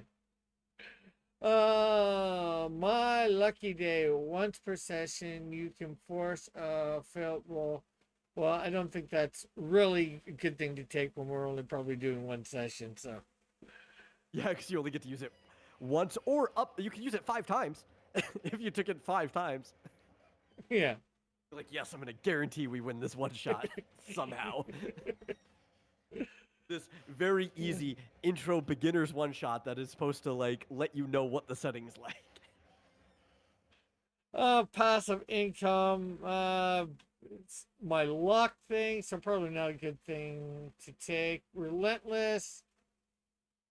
Some people just don't go down if this character drops to 0 HP in attempting to resist death.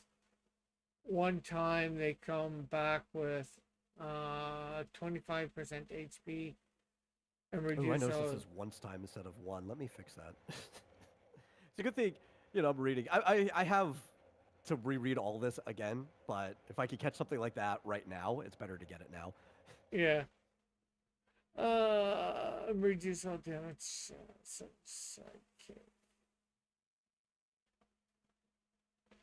Vengeance. Oh. Some of these I wrote when I was like in that about to go to bed flow state. So it's like I was probably trying to type one time and just once at the exact same time.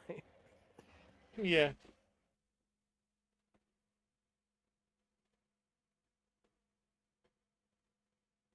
Whether there's a will, aside from your HP take, all the others replace with your will, including your radio stats, like how many kilograms you can, for example. This also means. There's actually a race in the main setting that just does that. Like you don't need a trade-off for it. I just haven't added them in yet. Uh,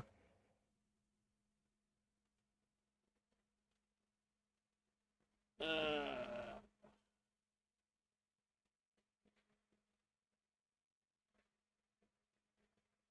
Yeah. So, did you end up wanting any of these?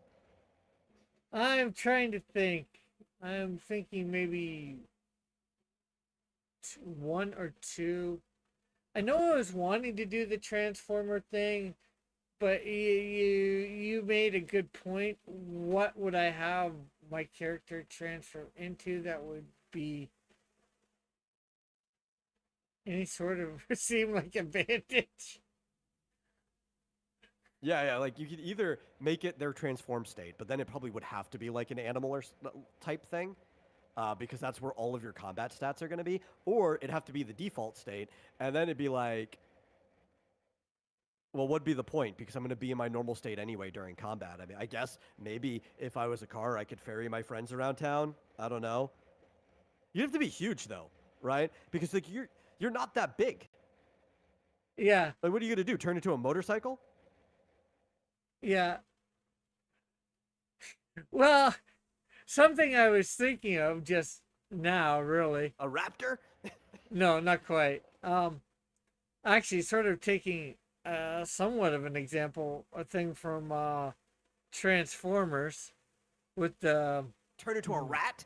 no, a gun or something like that, and have a sidekick be able to use you. Would that? Could you do that? Maybe, but you'd be a really big gun. Like your sidekick would have to have like super strength or something. Right? Because the gun would have to be like all of you. Yeah. Well, I guess there's not. We wouldn't have size manipulation like the Transformers do. No. That doesn't make any sense. No, I mean, I guess if magic was involved, sure. I guess if magic is an option here, maybe. But like also to do that, I'd have to make you pick up living weapon. Oh, and then in your transformed state, you'd have to be the weapon, which also means outside of your transformed state, you have basically no combat stats. Is that really what you want to do? No, no. Hey, I'm just Before we even get to disadvantages? I'm just spitballing stuff, thinking, like, just, like how, Megatron would transform into a gun and Starscream would fire him, Yeah. or But like, Soundwave. the nature of Henshin is that all of your stats go to one of the sides of the transformation. Yeah, the state you're in. So I'm thinking it got a super powerful gun, Yeah. Or could do a Galvatron style gun, transforms, but you can't move. Well, Galvatron can move a bit, but Guess you could turn it. A tiny tank is an option. It is a vehicle. Do you just want to be a tiny tank in combat? Mechanicore, Tank of Doom? A reference that nobody will get? I'm trying to think. You know what? I can't get stuck on wanting to do that one thing that I was thinking of, and You could always play another character in the future, Rick. yeah. I just mean, like I don't want to make myself so stuck on wanting to do the Transformer thing that I pick it just out of whatever. I mean, honestly, if you transformed into something like a Tachikoma or like a Fuchikoma from Ghost in the Shell, that wouldn't be that bad. right? You could still fight in combat. I think though, for you to be able to do that, I would have to force you to take living weapon, just so you Yeah. had guns built into you. Yeah, because then I'd be the living weapon, right? I could be the. Yeah.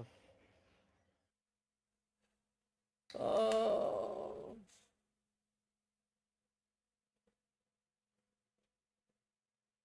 And sidekick, that's almost like having the bird again. Yeah, that is almost like having the bird again. Except I can't ride around on it.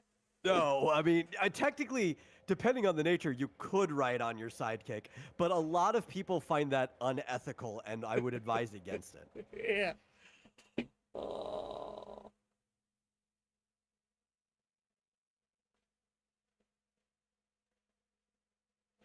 Okay, I think I'm gonna grab two of these advantages. Okay, which ones? I am gonna do sidekick, so I'm not sure exact. I gotta figure that out. Not right now, but it'll probably just be another mechanical buddy or something like that. Yeah, Yeah. well, I mean, because remember in Fantasy Star Online, they let you make a mini you. Yeah. Yeah, it could be something like that. And well, and as long as I can take it, I think I will do the big freaking mech or whatever it's called. Okay. A big freaking mech. So I can call that. I can have have a second character to fight with me. Not that all this is about fighting too, but you know you got to be prepared, right? Oh my god, yeah, there's probably going to be almost no fighting. Maybe. You know, you have absolutely no idea what I have planned, but Yeah. advantages. Let me put these in here. So you that way I can fill this out later. You got a big freaking mech. And sidekick. Which you do actually get to pick how tall.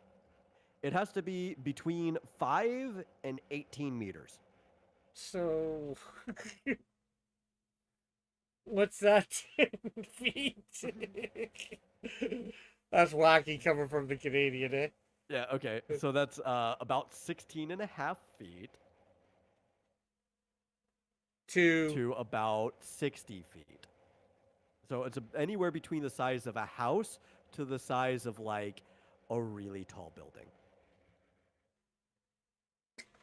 so 16 feet to 60 feet, basically, is what you said. Yeah. Yep. Let's. I was gonna say split the difference, but I'm not sure they're splitting the difference. Say 30 feet. You want a 30-foot mech? Okay. Yeah. That's pretty easy. It's about 9 meters. Let me mark that.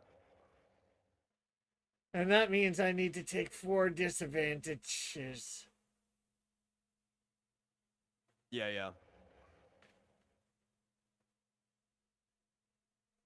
Uh, Have fun with that. That's the rough part. yeah.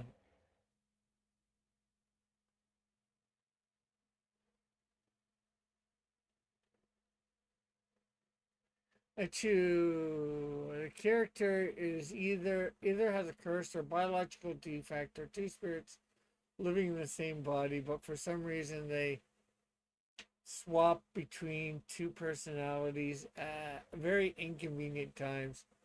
If you pick Yeah, this this is like event, lunch from Dragon Ball.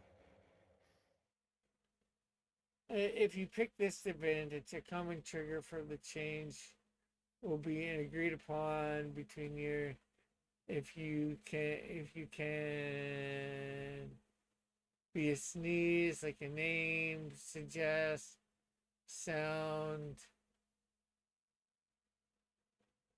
basically multiple. This can count its 2 disadvantages if paired with Enshai, making this Yeah, imagine transformation. Henshin is just like, you can only be in your transform state based on the Achu. And sometimes in combat, you end up just like flipping back, and now you don't have your stats. Yeah, but thank goodness I didn't take that. So,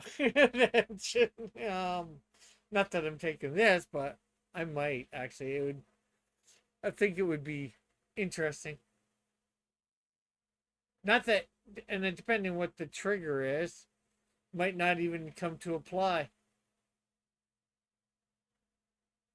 Oh, well, it has to, at least in combat. Like if you don't end up in combat, sure. But if you see in combat, however, they must do a roll every turn before they even use movement, with a fixed 20% chance of swapping personalities. Oh, okay, yeah. Yeah, yeah. So you could be like a pacifist in your other personality and just, unless you were a healer or whatever, be completely useless in combat randomly. Yeah. Addict, the character is addicted to a substance or an activity.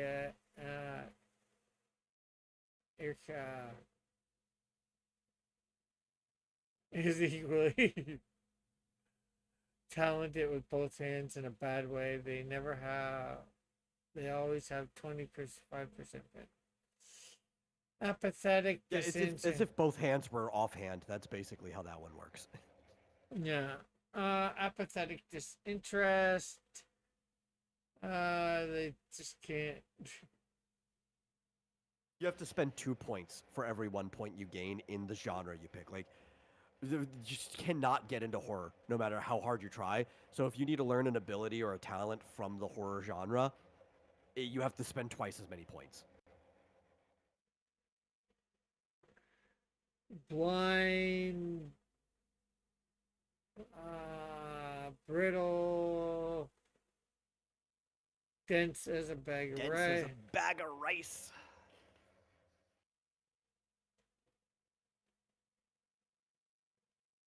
It's my favorite one, actually. This character just refuses to learn to dodge, no matter how often they're yelled at. Uh, so their dodge rating is just set to 0, no matter what or how high their attributes involved gets.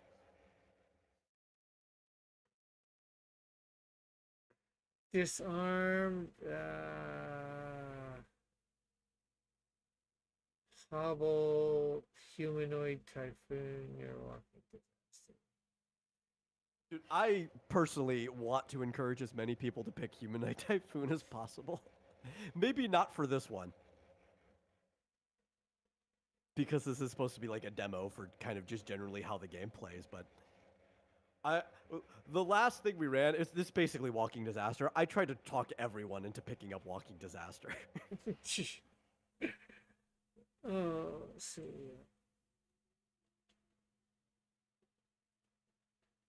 Learning My brother just distance. asked me, he's probably watching this right now, can we have a disadvantage that is suicidal empathy? I might allow that to be a custom disadvantage. I might even add that in there. That actually sounds like a fun disadvantage. That is all too Shit. realistic. I'll consider it. I'll consider putting in suicidal empathy as a disadvantage. Shadow play. Perpetual debt.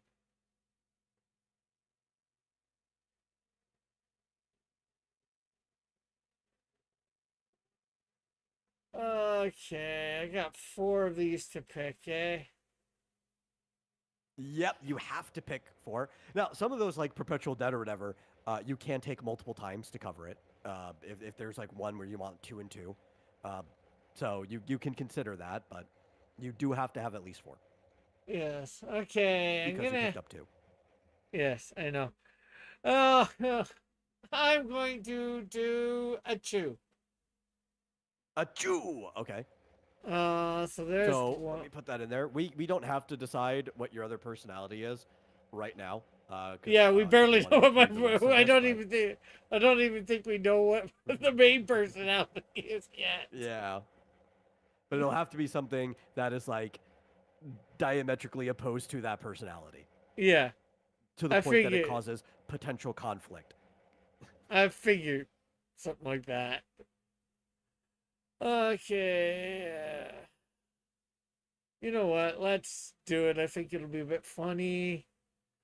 Dense as a bag of rice. Okay, you no longer have the ability to dodge. I like that.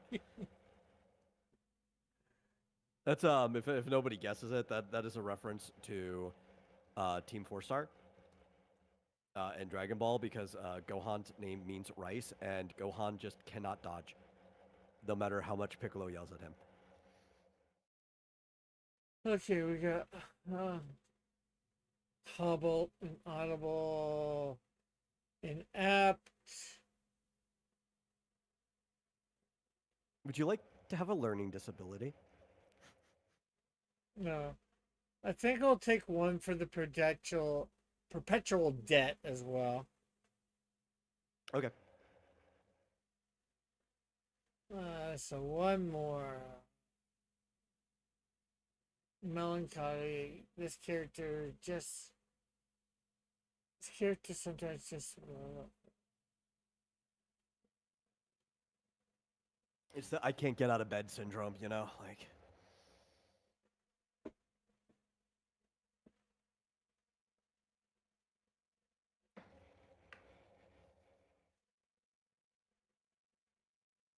I am actually half tempted to do one. I'm just thinking between two of them. You'd almost love it if I did the one. Humanoid Typhoon? I would absolutely love it if you picked up Humanoid Typhoon. I would love it if everybody picked up Humanoid Typhoon.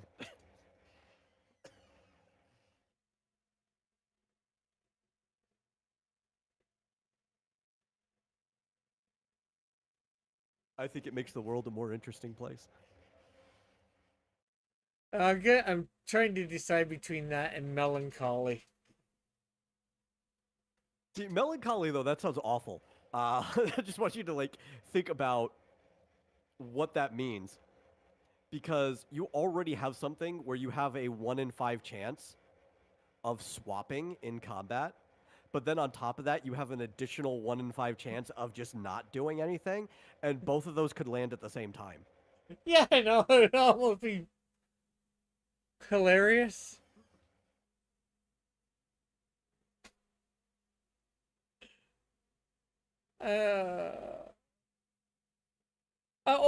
I guess how much do some of these say the melancholy? If I don't act, will my sidekick still act?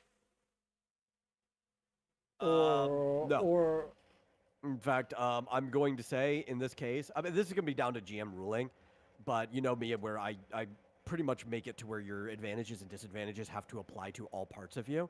That if you are suffering from melancholy, your sidekick is too busy trying to cheer you up. okay, and uh, the changing personality thing. How will that work with my sidekick?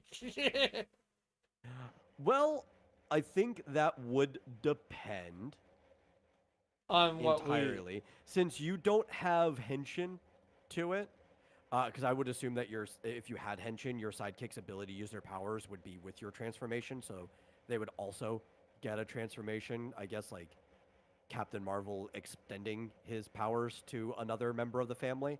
Um, but since you don't have that, then technically they can still act because their personality can't change. But if they're required on you to take orders, the orders you give them might not be the best orders because your personality changed. So they're still going to suffer from that. yeah, okay. Uh,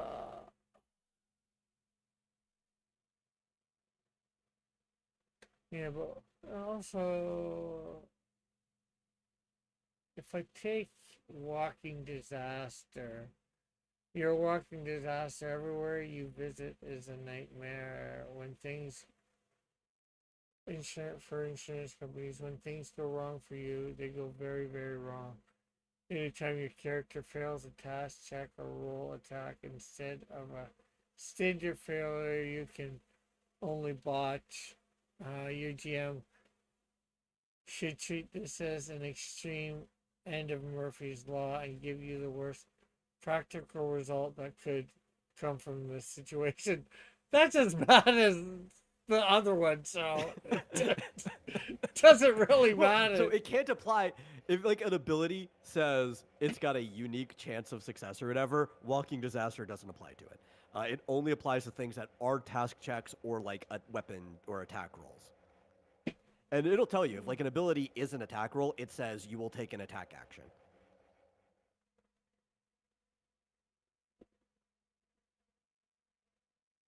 But that Yeah. does mean you could slip and fall and end up like stabbing your friend in the leg by accident and Yeah. causing them to take the damage instead of the enemy. That is an entirely possible situation.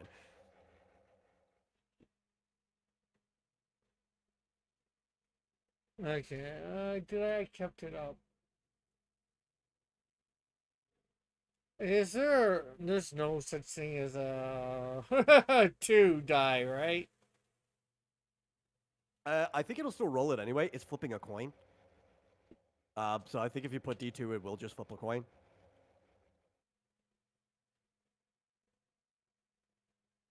Okay, if this works, two melancholy, one.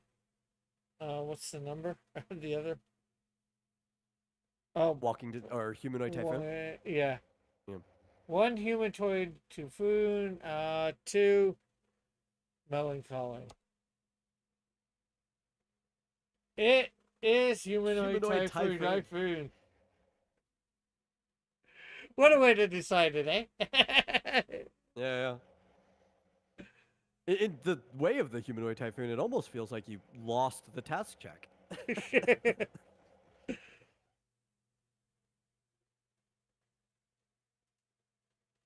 Okay, there's your advantages and disadvantages. Okay. What are we on? Now we are on heritage would be the next section, I think. If you want to do that, yeah, well, or equipment. So if we're going in order of the character creation section, next we would work on your equipment. Okay. So do you want to do that, or do you want to work at a look at the heritage first? That's up to you. Let's do the equipment. And is there a page to go to for that? Or Nope, I'm good. That's the stuff that I said I am withholding from you until after the campaign starts. So I will just have to read you your options. okay. I also realized that I forgot to add the hyperlink at the bottom of this page to go to Heritage, even though the Heritage page is up. I will have to remember to do that later. So let me tab over. Let me get my equipment section. So here at the equipment section, it does tell you exactly how much you start with. So the local currency in this world, let me scroll back up to the top here, is called Histon. It is the original cultural currency of when Lupsus became a single planet, kind of like society. There are technically still smaller societies on the planet, but like when it became their bigger spacefaring society that ultimately became the Kurgle Alliance, Histon was their currency, and even though it no longer has the original value, it doesn't even have a physical form anymore. It's a bunch of credits. They still use the name Histon, and it is a this also isn't right. This should be 200,000, not 20,000. Let me fix this. There's a couple things I need to fix. A zero got cut off. But because it is a like yen-like currency, right? There's two different ways we kind of do currency here on Earth, right? You either have the dollar-like currency, which is like you and I are used to, where you have Yeah. like the dollar component and it can be broken down into like 100 smaller components.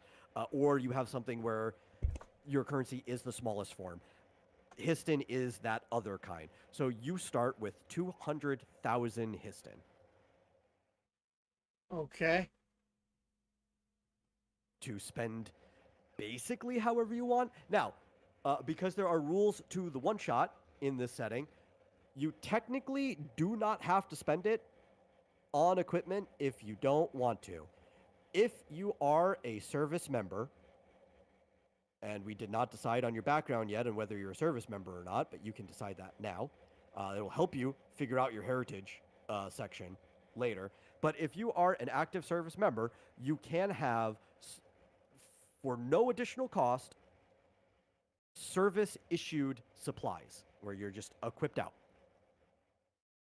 As much as Or you can spend your 200,000. you know, it would be so easy to go with I'm equipped out. But why should I go with easy? Yeah. Certainly not to Okay, make so this thing to last less longer. Oh, and it says here every that's all up to character. you. Yeah. Every character starts with 2,000 of the local currency. Yeah, well, it's also depending on what type of currency it is, and it had gotten mistyped. There was a zero cutoff on that other one, so I had Okay. to just go and fix it. So if the local currency is like dollars, right, then you Yeah. get 2,000 of it. If it's not like dollars, you get 200,000 of it. Oh, okay. And Okay. their local currency is not like dollars. And I have it's written in the equipment section of the other one. I have it in front of me where it says 200,000 at level 1. Yeah. Okay, So yeah, okay, I was just, like I was just trying to make sure yeah, I'm. yeah. No, I just brought it up. Maybe you weren't paying attention. Well, Or like you missed it I somewhere. heard, I I need heard, to go and fix this. I heard you bring it up, but I also saw the 2,000. Every character starts with 2,000, and I guess I didn't get what you meant by thing. I just heard you saying I got 200,000 to spend. It's like, what's that? That didn't make sense to the 2,000. Yeah, well, think about But your 200,000 to yeah, spend is functionally no different than that 2,000. It's just okay, the way currency is divided up on that system. yeah. Okay, so now I guess it's time for trying to pick my equipment. Yeah, so we have several slots you need to fill. But you don't have to fill everything. It depends how much you want to spend. You'll probably have extra money. I kind of give you a surplus because you expect you might need to spend it while in the campaign. So Yeah. you have a main hand and offhand you can equip. Uh, Most people probably will only have their main hand equipped. You can, well, also you're a fielder, so you might choose to have neither hand equipped. You have a head, body, arm, leg, feet slot, and 3 accessory slots. Okay. So what do you want to try to fill first? And there's no way that you can just give me access to the page to look. Nope, Hey. not going to yet. Okay, I figured Everybody will get access to this page when the campaign starts. Oh, we might as well go down start from the top and go down. Okay, so you have your main hand or offhand. You can Well, pick up both at the I same was time, or you can only pick up one. well, meaning from top to bottom. I was thinking helmet, head. Oh, well, I mean, the way I have the sheet put out, your hand equipments are the first thing that show up. Oh, okay. Just because it said location, head. Okay. Well, maybe I'm. Oh, equipment, main hand, offhand. Okay. Sorry, I was thinking. Yeah. That is the first. It's right above it.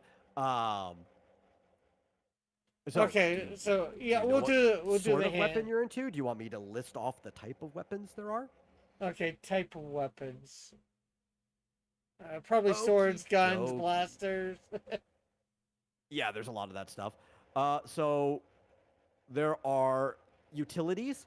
If you don't want like a practical weapon, you could have like a utility like a baseball bat or like a claw hammer or a crowbar. Those are options. Probably aren't going to be looking into that.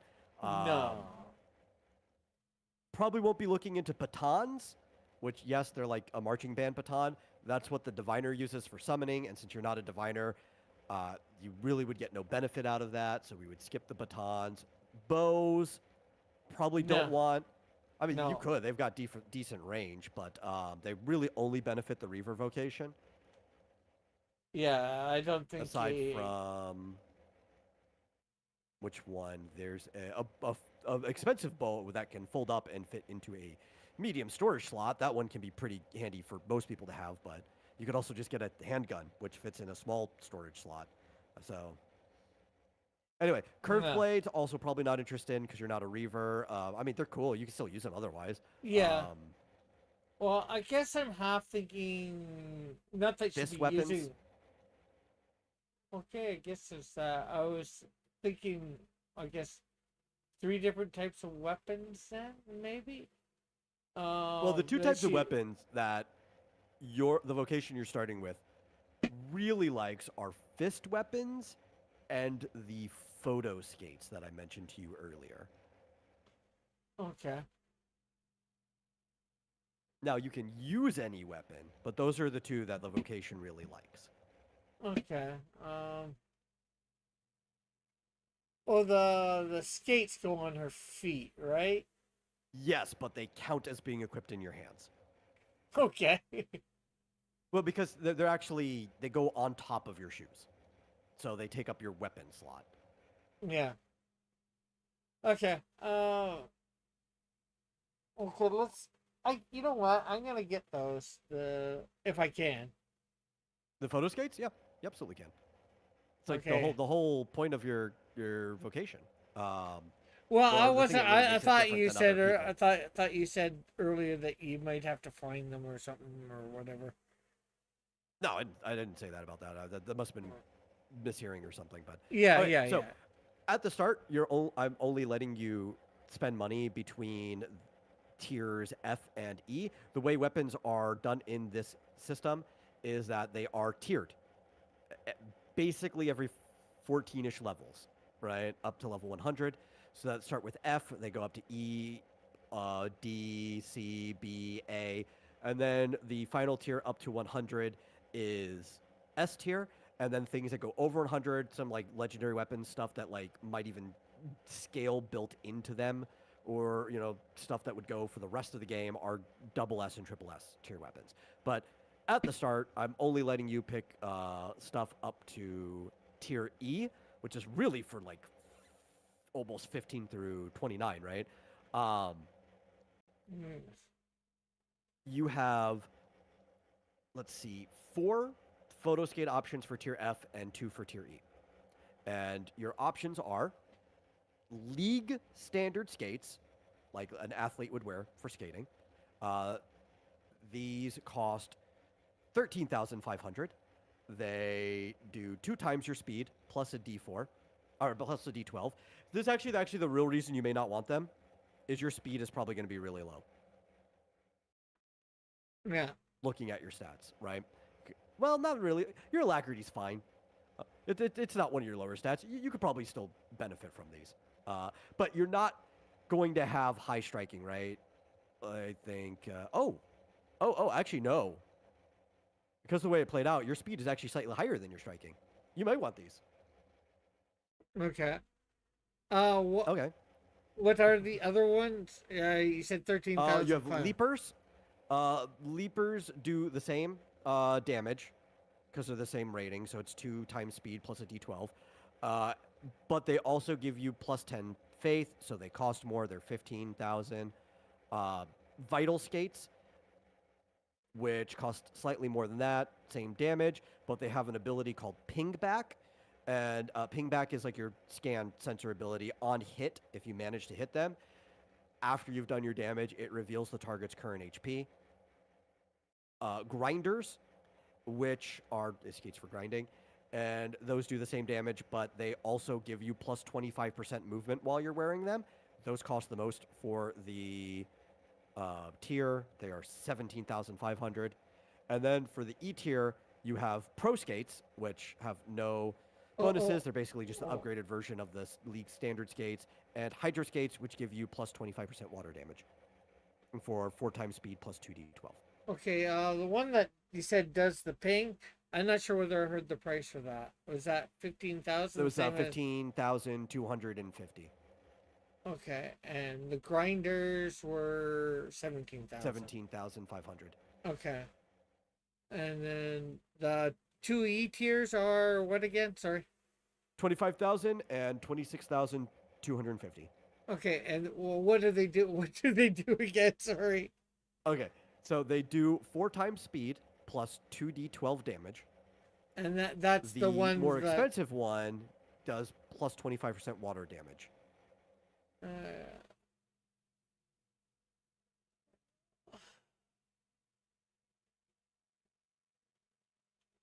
But also know if you buy this, you are spending more than a tenth of your entire allowance. yeah, yeah. I'm not gonna go for the most expensive. I know that right now. I don't think I'm going for the E tier at all. Think I'm gonna go for the ping ones. Okay, the vital skates. Let me put those in. Now, these do take up both equipment slots, but the cool thing is you get to attack twice, or you get to do 2 attack rolls because you get to hit one of each. Uh, Okay, so they they're one of take up those both. twin weapons. They Yeah, okay, and so I'll but just put like a dot dot dot, and I'll fill out the rest later. okay, but can I own other? Like You can. what You can own other weapons. It does take an action in combat to switch your weapons unless you're like a vocation that has some type of ability to let you do it for like an empty yeah, action or whatever. yeah, At some point, I probably should explain the difference between a full and empty action or a total action. I could have done that way back, but it's not pertinent to like building a character. That's how events work. yeah. Okay. So I spent 15,000. Maybe we'll come back to that after. Well, 15,250. 250. Yeah.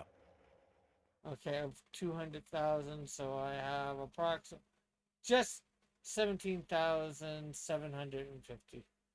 Oh, 175,000. Yeah. Okay. I guess we'll go on to the head for now. Helmet or whatever Okay. it would. Might Yeah. come Well, the back head to slot. grab It a. could be a helmet. Who knows? I have to scroll down a long way to get here. Head slot. Okay. So this basically involves anything that can be worn on your head that isn't an accessory, because obviously there are some accessories that will be there. Um, I'm going to take it that you're probably trying to stay very inexpensive here. So do you even want to know the E tier stuff, or do you just want to stay in the F to make it easier? Well, we'll stay in the F unless I don't hear something that I don't like. That Yeah. will Okay. So potentially there go in. are 5 options for F for head, and no, actually, there's only 3 really. Sorry, I'm looking at this wrong. There are 3 options. Basically, one for light, medium, heavy armor. Some of the other ones I was looking at were service stuff, but if your character's not an active service member, you don't have access to the service stuff. Yeah. Um, so you can either. None of these have bonuses, by the way. This is just the stats they give you. A Okay. rally cap, which in this case, it is just a baseball cap. If you don't know what a rally cap is, it's Mhm. when you're trying to do the superstition to help win a game or whatever, you turn your hat inside out and wear it backwards. But we're just calling it a Okay. rally cap because it's a fun name. This one gives you +1 physical defense, +3 magic defense. Sweatband gives you +2 physical defense, +2 magical defense, and a leather helmet, which gives you +3 physical defense and +1 magic defense. Okay. Let's hear the E's. I think it's E's. Okay. You have a laced hat, which is like the upgraded version of your rally cap. That's +2 physical defense, +6 magic defense. These sound low, but you have to also remember you've got 5 things you're equipping, so it ends up adding up. Yeah. Gilded circlet, which is +4/+4, to each. Gilded helmet, which is +6 physical defense, +2 magic defense. And this one actually has a bonus. Motor helmet, like for a motorcycle, +5 physical defense, +3 magic defense, and it nullifies being blinded. And how much is that? 14,500. You know what? We'll go for that. Okay, motor helmet. Don't know how that works with your character, but it has to, so. Yeah, neither do I. Oh, but that brings. You said They 14,000. probably have special sized ones just for that. Like, they operate with all of these races. They have to have them fitted for different ones, right? And you said that's 14,000. Yeah, that was 14,500. Okay, so that brings me down to 60,000 or 160,000 approximately. Yep. 160,250, I believe. Yeah. Okay, let's do the F Body. tier. Body F tier. So you have most of these. It's going to follow the same pattern for the most part until we get later on where things start to become even more specialized, where your light armor will be slightly more magic defense than physical defense. Your medium armor will be kind of even for both, and your heavy armor will be slightly more physical defense than magic defense. So you have a diamond vest, it's 3,500. Leather jacket, which is 4/4 of each, 5,500. And then an iron plate, which is 10,000, and that's going to be like 5 physical defense, 3 magic defense. The diamond vest is the opposite. Okay, let's hear the E. The E, you're not going to be satisfied with any of the Fs. Okay, so for E, we have a fiber shirt. So that's a fiber woven shirt. 12,250. That's 6 physical defense, 10 magical defense. Um, leather jacket for 14,500. That's going to be 8 and 8. Gilded plate, 16,000. That's going to be 10 physical defense, 6 magic defense. Or a Kevlar vest, which you're looking for all the ones with the bonuses, I know, which is going to be 9 physical defense, 7 magic defense for 16,500, and it reduces damage from projectiles by a flat 25. Um, the one just before, I forgot. The heavy armor, the gilded plate, Yeah, Gilded Plate. yeah, that's 16,000. Is that the one you wanted? Yeah. Okay.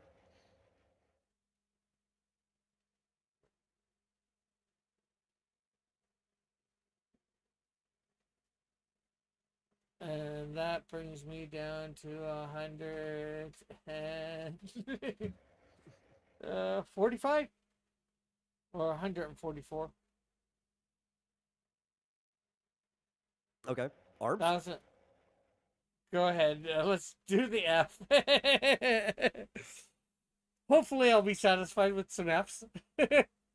Actually, Hopefully. the Vital Skates weren't they Fs? Yeah. So, Okay, so anyways, for okay. 1,400, right, we have, um, what's it called? It scrolled. It scrolled on me. No.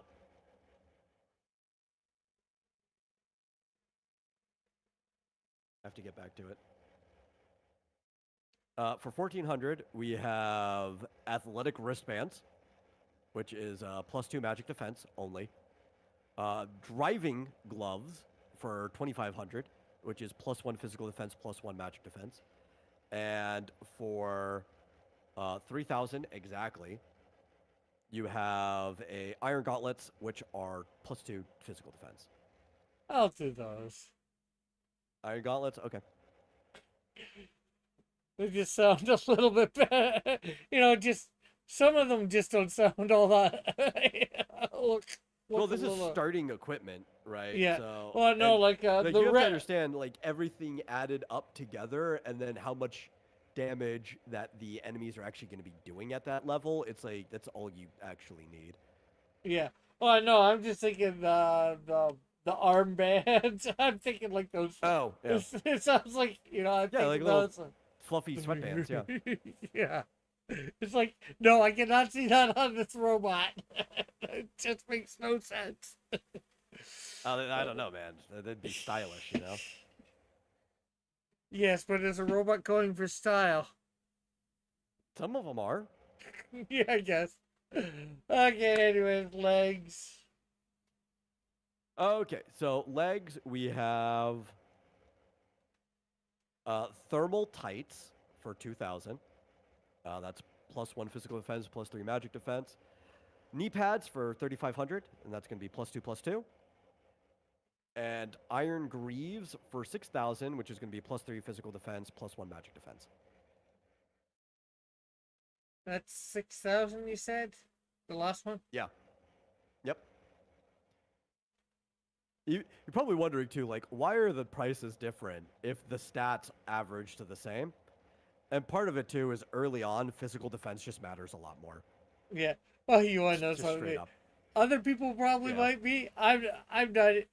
I'm paying attention to it, but I'm not at the same time. The things, Yeah. But You're more listening like, what does it cost for the one thing I actually want? well, what's it cost, and then how ridiculous does it sound for Yeah. my character? Well, yeah, if you want, there's an E tier thing that's available for 16,000 that gives you +3 physical defense and +5 magic defense, plus 20 charisma, and they're fishnets. Okay, that is definitely ridiculous for my character. No. I'm trying to stay a little bit away from the ridiculous on this stuff. Yeah, the moto helmet was sounded like the least ridiculous. Like a headband. That just sounded really Yeah. ridiculous.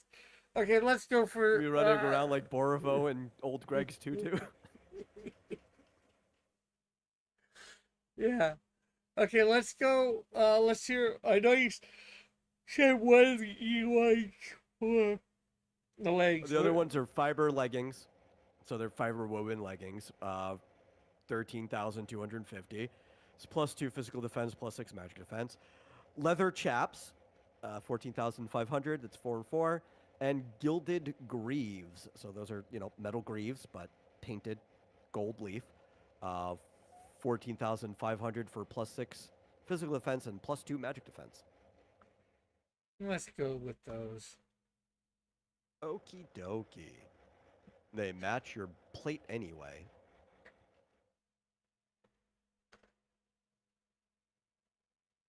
Feet. And that puts us at about 125. No, 40 minus 10, 30. Yeah, about 125,000 approximately. Plus or minus Yep. 1,000 either way. Okay, let's hear the feet. We'll just start with the F so and then. F's. Runners, like just regular running shoes. 4,000 for +2 magic defense. The stats for these are going to be basically the same as the arm stats. Leather boots, 5,500 for +1/+1, and iron sabatons for 8,250 for +2 physical defense. Oh, you know what? We'll do the last ones, the iron. Sabatons? Okay. Yeah, I mean, they're the metal shoe that goes with greaves in armor, so it kind of fits, right? Yeah. And they match your gauntlets, so you're like gilded iron, back and forth. So you kind of have like a style going on there. Yeah, without even trying. Yeah. I'll add all the defenses and stuff later. You don't have to pick up 3 accessories, but you do have 3 accessory slots. So we can go down to the accessories. Okay, and I am at this point 100 and I got more than 115, like 117. Okay. I'm asking. I want to make sure I'm not going. Rick, I've been counting on you to be keeping track of this.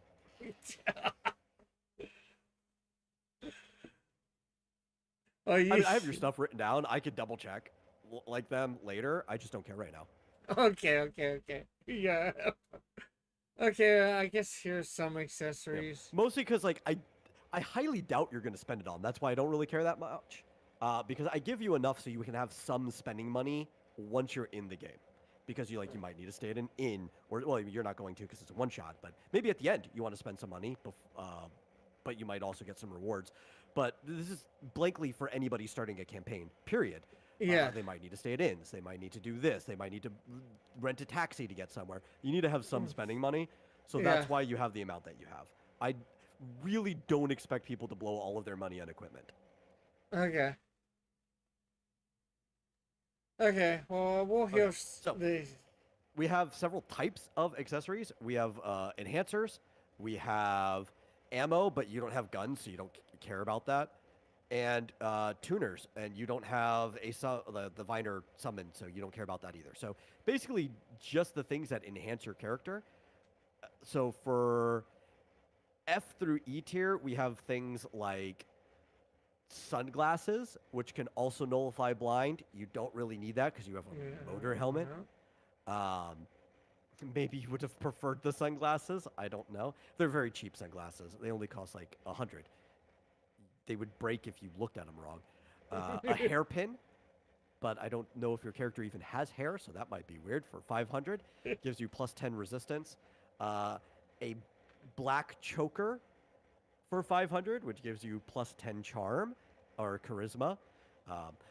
I like the shorthand for charisma because the shorthand for charisma is basically charm. Yeah. It's just beautiful. A black choker on the character. It'd be interesting. A beaded necklace, which gives you plus 10 faith. A fanny pack, which gives you 1 extra small storage slot when you have a fanny pack equipped.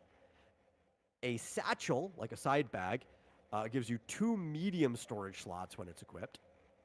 And the satchel was 3,250. Oh, no, sorry. The fanny pack was 3,250. The satchel is 5,000. A brass ring, we're in the E tier now, for 6,500, gives you plus or minus 10% incoming fire damage. Pewter ring, same thing, same cost, but it's minus 10% water damage instead. And a locket, which gives you the ability to recover from negative status conditions 1 turn faster. A small backpack for 9,500. Plus 2 medium storage slots and plus 4 small storage slots. And that's it. Those are your starting accessory options. Here's a dumb question. How many inventory slots do I have normally? Normally, why don't I have this one up? For some reason, I don't have the normal book. Let me go grab the normal book real quick. I thought I had it up, but I guess I didn't. Where is Player's Manual?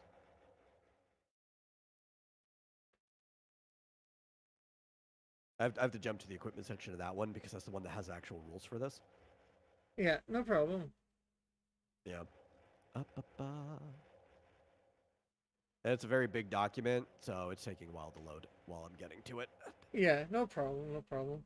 Well, this definitely went a lot longer than I thought it was going to. It did not go anywhere close to how long I thought it was going to so far. We might reach it. Look, this is about how long we spent making a character behind the scenes with the other one. Yeah. It's just been so long I forgot. Yeah.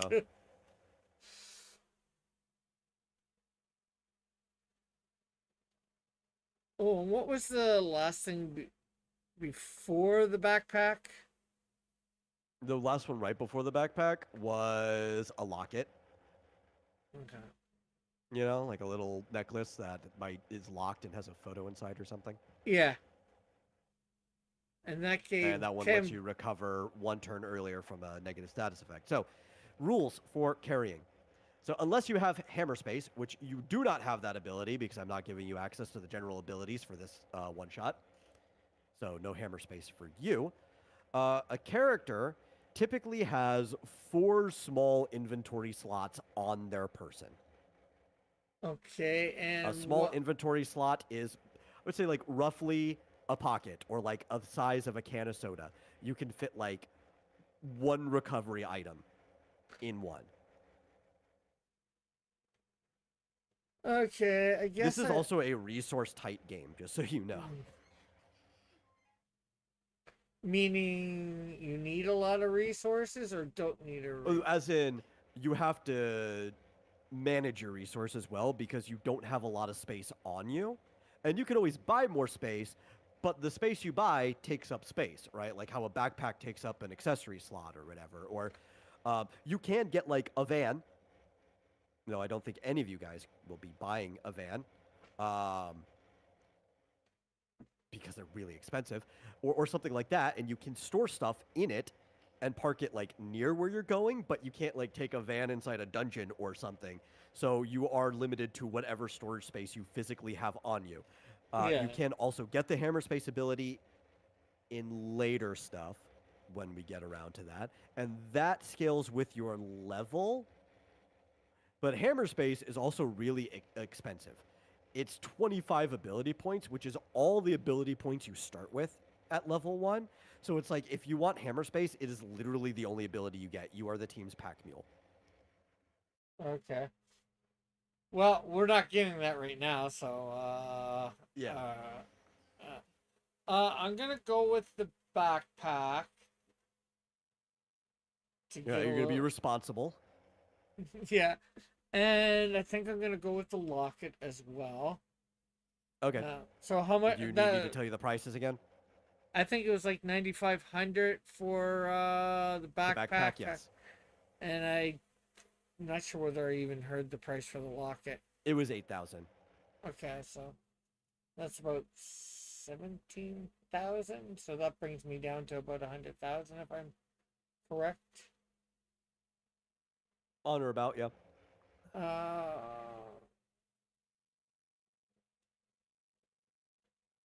and what was the thing for water? Takes 10% less water damage. Oh, that was a pewter ring. Okay, and then there was a brass ring. And What that was were the same but fire. okay? Was there more than those two rings? Nope, those are the only rings at the start. Okay, so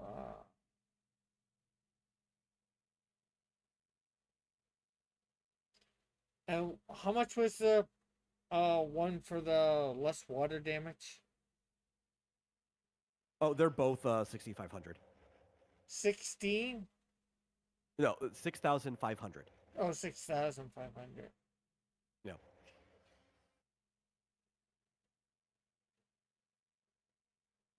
And that's like just 10,000% or 10% less water damage. And that's the gamble that you're even going to face water damage. Yeah, true.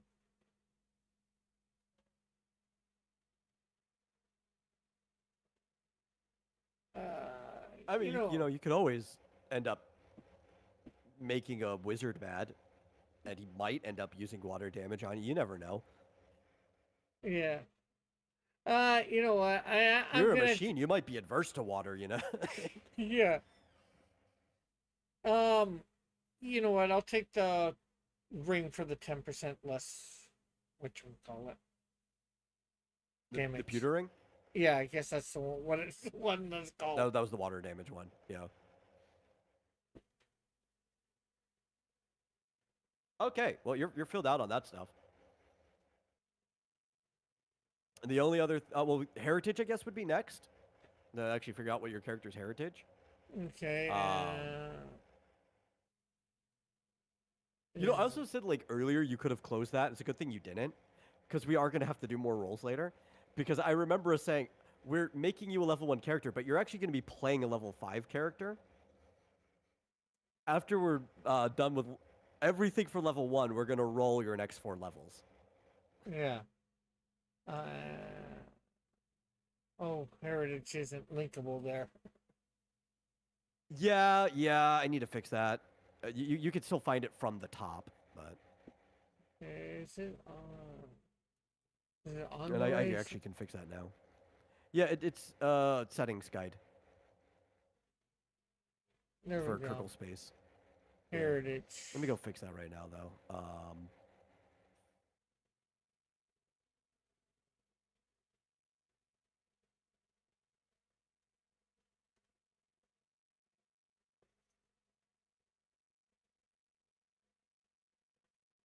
Yep. So heritage is broken down into location, race, and basically like your childhood. I guess is the other one. Um,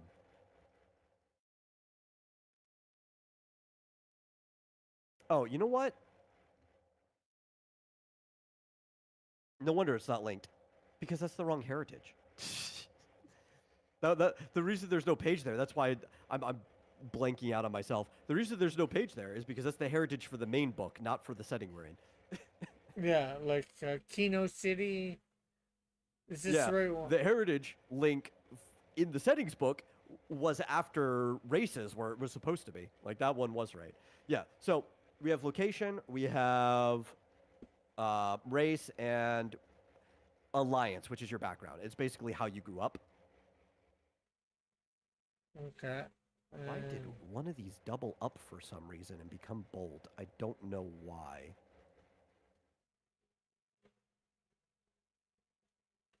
But yeah, you can look through those. Lupsus is the homeworld of the Ninlay. okay. If you're looking for your childhood, you could have grown up off world, right? Like you could have been done most of your training off world after you were constructed. But Hadron would be the world that the Gorlei are from, if you want to scroll down. Adrian. Oh, yeah. Some of these doubled up for some reason. I don't know why. Let me bothering me. Well, here's the dumb question. Yep. Well, probably not dumb, especially since first time, well, almost the first time somebody doing this. Although I am, and not that I'm going to do this, but although I am the Gilead or the machine guys, The could Gorea. I, yeah, could I have grown up on one of the other races' planets? Well, that's what I'm saying. Like, you have to be constructed on the homeworld because they only do the construction there so far. Yeah. Um, but yeah, after construction, you could have spent like all your formative years somewhere else. That's entirely possible. Okay. And this is the lupus. What? Now, if you did though, you're probably only going to be in one of these areas that says it's like a multicultural city. So, like in Lupsus, Kino City is one of those. Um, Movarat, Moravad is one. Um, we also have the Northern Reach is technically, but that you're probably in service, or your parents are actively in service if you're from the Northern Reach. So that's probably not going to apply to you. Yeah. Okay. Let's see. Hedron Prime. There's Hedron's mining outpost. Hedron Null Research Facility.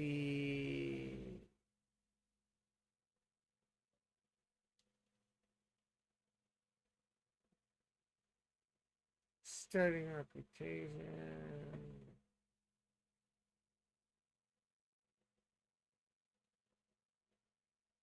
Guess it almost doesn't matter if I'm. Oh yeah, for you guys it doesn't. So the Gorley society is pretty much a fairly uniform society. They do have different personalities, right? So, like the mining outpost on Hadron 2, which is the second moon that they visited after being able to leave the one that they were on, and that has like a high work ethic kind of mentality around it. The Prime one is very laid back. It's kind of just like the whole moon is practically a factory that kind of mostly works itself. It just needs to be operated. Um, and then the research facility was this old colony of like floating cloud cities back when the original people that made the Gorlei were still around, and they recently went over there. It floats on the like atmosphere of the main planet, which they refer to as Hydron Null, um, and they use it for all kinds of science stuff. So there's like a heavy like science culture there, a bunch of people that are just really into researching stuff. So it like changes the culture, but it doesn't really change your reputation because of the way their society is, Yeah. on or out of it. It really just kind of reflects maybe the nature of how you're going to play your character because they're probably going to act similar to the people from there. Yeah. I'm just trying to. I'm thinking probably either the null or the prime. Yeah, are you leaning slightly more towards one than the other? Not really. Let's see. One prime, two null. Flippity flip. We're going to null. Okie doke. Roll 20's coming in handy. Let me just copy paste that into your background.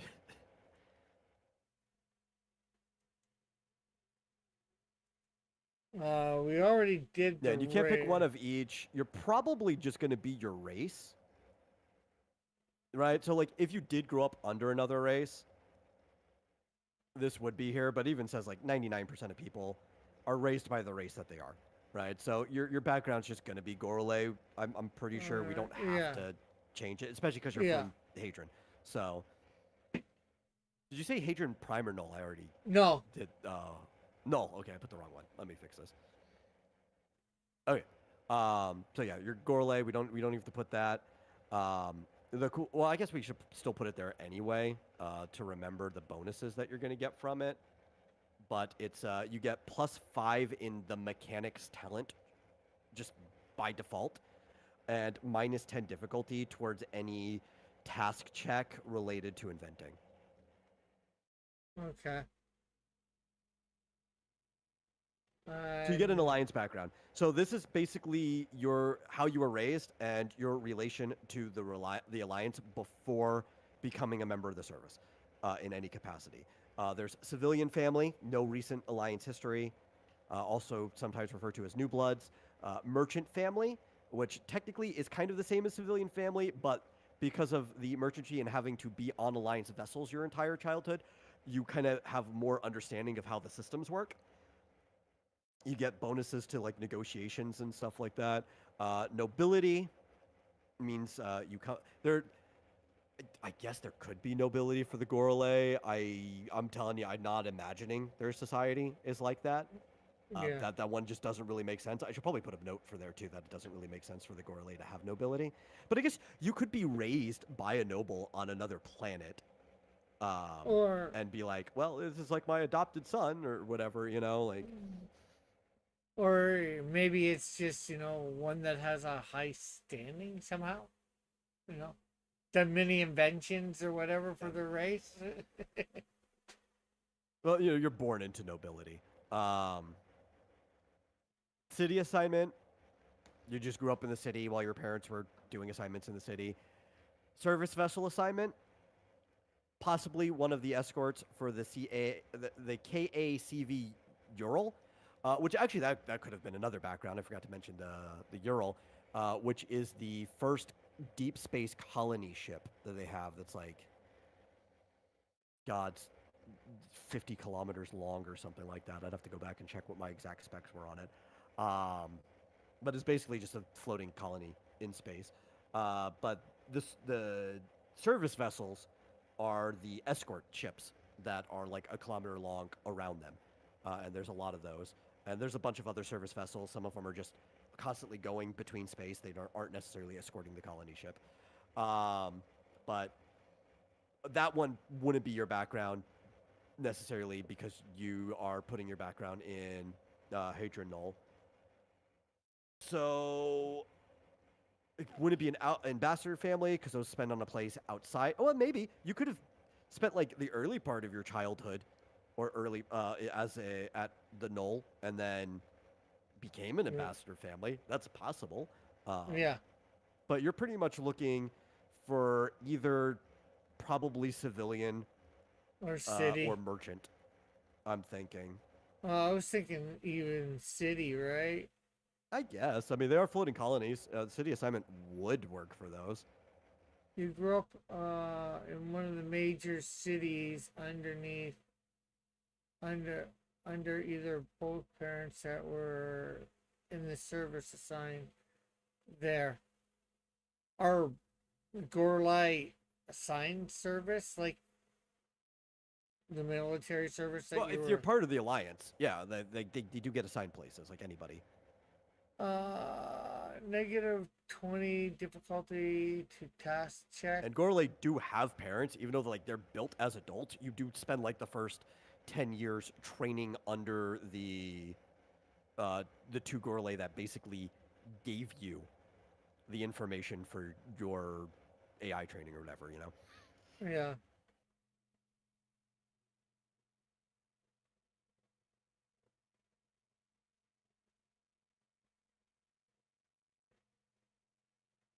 This also It's includes. just to outsiders, it's a weird society because you don't ever see kids. It's a bunch of like adult bodies walking around, but some of the adults are treating the other ones as if they have like more authority than them.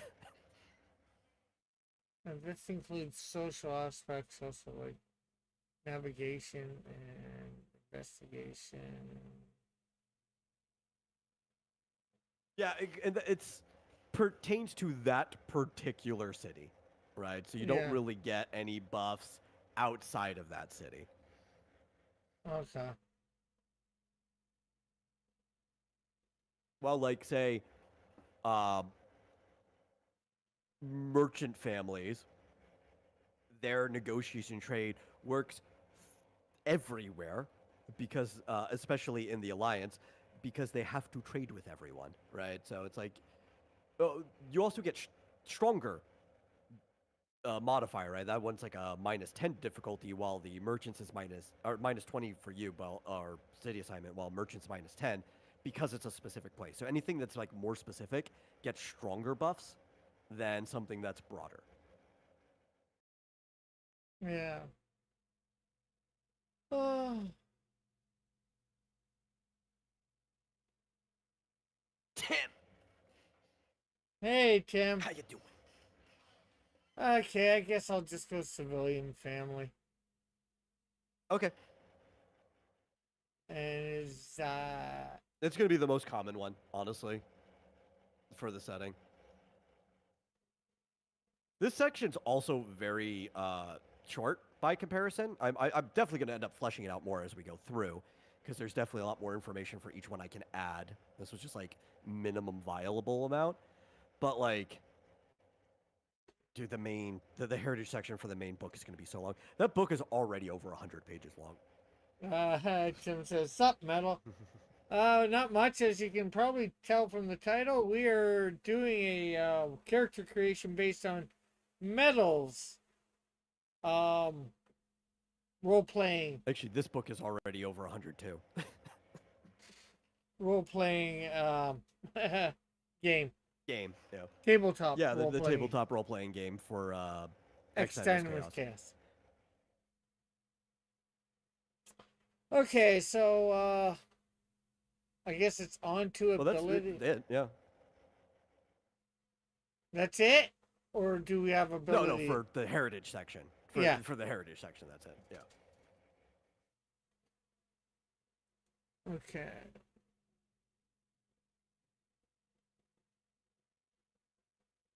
So yeah, the next section is abilities. Oh well, technically talents. We haven't done your talents either. Talents should probably come before abilities. Okay. And talents are, skills, right? They're your task check stuff. There is a talent section in the main book that you could go to. I should hyperlink some of these. I didn't even think about hyperlinking them when they first show up here. I'll do that later. Um, but if you go to the top and you go to TTRPG Player's Manual, Chapter 5 Talents, it's right under character creation. You can't get there from there because there are two other chapters that will be in between, but it has the total talent table. See that I 10 like times the fast. alliteration on it. Yeah, the total talent table. You easily could. That's not actually a tongue twister.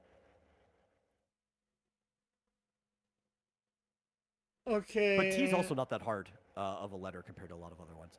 Yeah. Like tiny talent So time. Okay, so at the beginning, when you first make a character at level 1, you start out with exactly 200 points to spend towards your talents as you please okay. for anything in that table.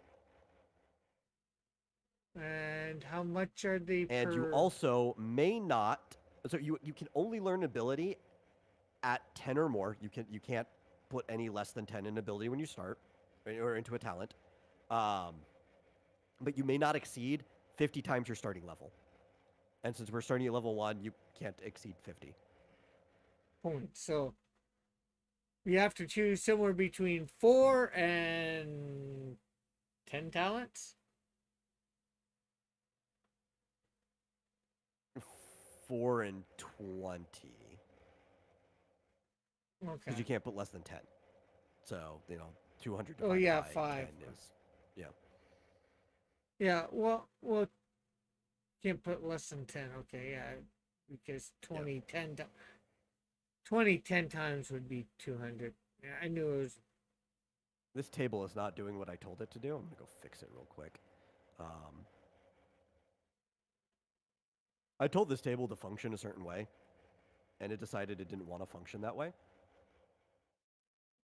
There's supposed to be, where is it? A formatting for this. Supposed to be stripes. Where are my stripes? Did the color get messed up? No, that's not it. Okay. They messed up my stripes. Oh well. I'll figure that out some other time. I don't care. I'll decide on the amount after. I'm just gonna try and pick out some here. I'm gonna go tracking. Well, if you scroll down too, if you notice, all of these things are divided by genre, right? So they're set up by actual writing genres to help you figure out what your character might want. So it's Yeah, separated by action, adventure, um, yeah. horror, noir, sci-fi, and slice of life.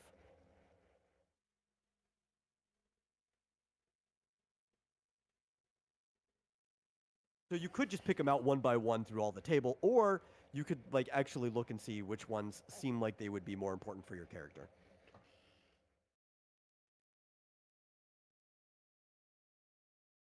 Uh,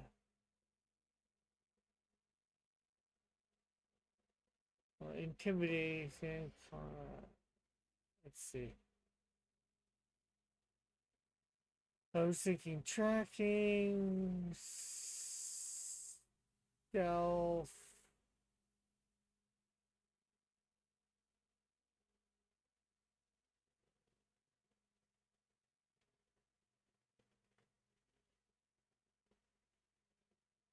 One of the reasons it's set up like this is for flexibility. So, like, if Yeah, a GM wanted to run a specific type of campaign, and they wanted to be like, this is a low power campaign, um, between even talents and I mean, you could probably yeah, extend the talents more than this, but within the general ability, you can't have any of the action abilities. We're going to do like a horror theme thing, so you can only use stuff from say like horror and noir, which is like your crime detective stuff and everything, right? yeah, You could do that, and you could have something where the characters might feel more helpless than the things they're up against, and get the feeling you're looking for. I yeah. wanted to make sure that the system was flexible in that way. Tim says, "Is it a fold-up table? No, it's sci-fi fantasy." Haha. Okay, Oh, so he says no sci-fi fan. Well, actually, we do. The setting we're in is a science fantasy setting, so um, having some of those sci-fi specific talents would be useful in this setting. okay. Oh, yeah. Which is funny when you look at it too. You're like, that's a sci-fi thing. Like you would define that as sci-fi. I'm like, yes, yes, I would. I would absolutely define driving as science fiction. Okay, so I'm gonna go. Cars need to exist in your setting in the first place to be able to drive. But it also applies to like airships, mechs. You need driving for a spaceship. You know, that's how that talent works. Okay, computing. You definitely want mechanics Yeah, in general because you already get +5 to mechanics. I was just thinking mechanics. I'm going over this. So I'm grabbing computing, mechanics.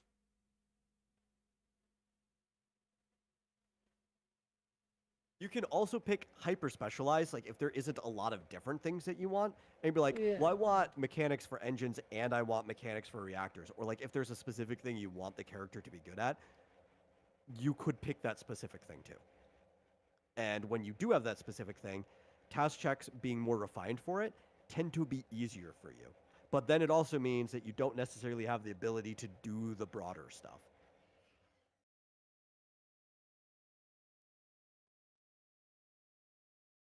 Okay, so we got, let's see, one,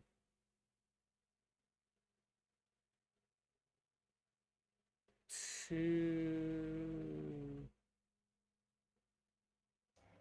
three, four.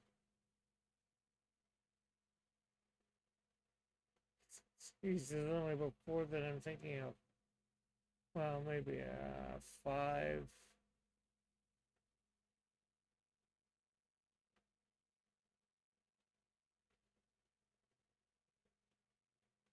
Well, you gotta drive a mech, right? Or maybe not.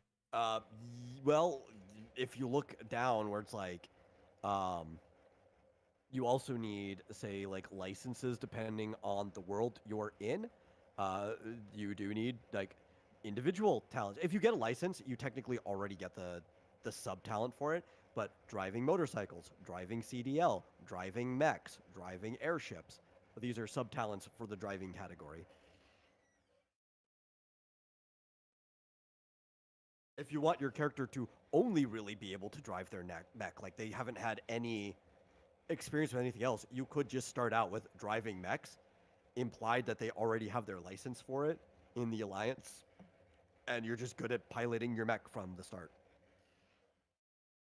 Yeah, okay, so the I guess the big ones or the okay, so I want uh I mean okay, yeah, I'll Running out of take steam. yeah, I will take driving, computing.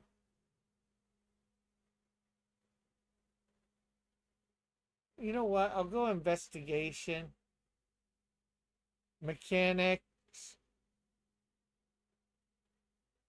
stealth, and tracking. No, I Okay. just um How much of each of those do you want? how many is that? And then you said something about You put in 6. six, and I got a total of 200 points. You said, Yep. Yep. uh, you were saying something about sub thing for these. Well, if you Like want a more specific talent, right? So there's the broader talent of driving, but then yeah, there are specified talents like driving mechs. okay. Uh, can I do? Would I do driving and driving mechs as two separate ones, or Yes, they would be different talents. okay? I'll put driving mechs as a seventh. Uh, Because basically, what driving will be is the broader category of like, well, I'm not necessarily specialized for driving, but like I could jump between a car, between a boat, whatever. And then driving mechs is like, I really know how to drive a mech.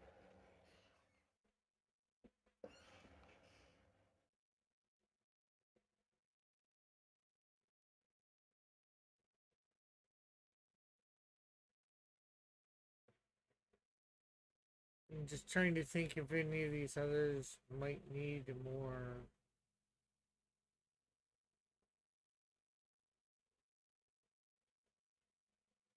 Okay, so In that's general, I think the slice of life category is good for everyone because that's like where all of your social skills are. acting, arts, cooking, music, teaching. You know what? Let's give teaching and trading as well. So that gives me 9, right? Let's see. Yes. So 10, 21 each would give me 198 points.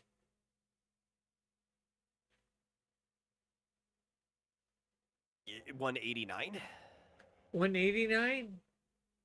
Yeah, 21 times 9 Okay. is 189. Okay, so I can do 22 in each. And then I have 3 points left over, right? 22 times 9 is 198, so then you have I 2 have points. 2 points left over. Okay, sorry. Yeah. Okay, so So do you want to do that? yeah, yeah, and we'll add Okay. a 23 for the mechs and 23 for the mechanics. Okay. Slightly better at your mech specifically than driving in general. Makes sense. By 1 point, it's not going to make a huge difference to like almost any test check, but it could grow from there, which is Yeah. good because talent points are something that does not carry over. If you don't use them when you get them, they disappear. You also do not gain them when you level up. So if you want more talent points, the only way to get them is to convert 1 AP, an ability point, which you get those for all kinds of things, into 10 talent points. But then after you convert them, you have to use them when you get them or they disappear. Okay. I think I remember you saying that. Okay, so that's regular talents or what? Oh, Yeah, weapon talents are talent. done for regular stuff. You could pick up more things. Technically, you need languages. You do get uh, at like the base rating, you get the common tongue, which is the Ninlay language, Okay. and you also get the Goralay language, which they have specific names, but I'm not scrolling back into the heritage section to go find their specific names right now. I can do that later. Okay. But yeah, you get both of those just because of your background. Um, trying to remember. Do I have it listed here? How much you start with? I know I have it listed somewhere. I'm just trying to look here specifically. I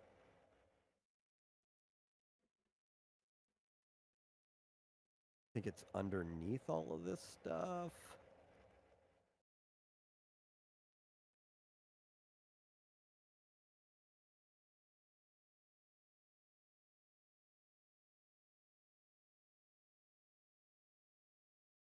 Oh, I forget what page I put it on. I'll find it later. But you don't have to worry about that. That stuff is just fixed. You're fine with your language and stuff. Okay. I want to say that I have it, and I'm probably going to be correct on this. Is that you just get it at 50 for both of those? Okay.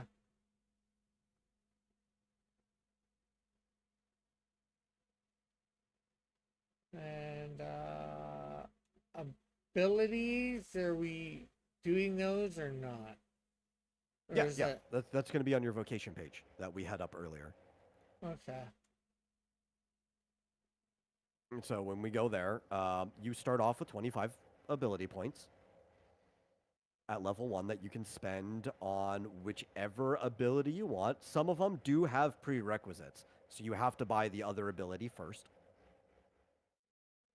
for you to be able to get it. Most of them don't, though. So you could see there are a couple of them where you're like, yeah, I'm definitely not allowed to get this at level 1, I think, because it's too expensive. I don't think the fielder has one of those. I think the fielder is mostly a pretty inexpensive vocation to level up. Yeah, all the stuff that costs more, they require a prerequisite anyway, so there's no way you're getting it from level 1. But not because of the cost prohibition. It's just the way it works. So what are you thinking about Oh, for things you okay. want? Okay, so abilities. I'm on the fielder page. Yep, So and I get 25. 25 from the start. You have some abilities that technically you get both of those unique constant and unique command abilities on there just having it equipped. So you have access to penalty shot and check as long as you're a fielder. You don't have to learn that. It's just part of it there. Um, the stuff you buy is everything after that. Anything that Hmm. actually says cost AP, that's how much it costs. So, like, if you want the pugilist ability, it costs exactly 1 AP out of your 25, and that's the one that, like, when you're barehanded, it scales off of your level, and you don't need a weapon. Okay, might as well grab that. So that brings me down to 24. Heavyweight is 15. Which is just an upgrade to the pugilist. Super heavyweight is more of an You upgrade. cannot get that at level 1. Yeah. Well, even if I could technically get it, uh, 1 and 15 is 16, and I only have 25 Yeah, that's of what I'm them. saying. You can't get it at level 1 because you don't have enough points. That's the thing stopping you because of the 2 Yeah. prerequisites. Yeah.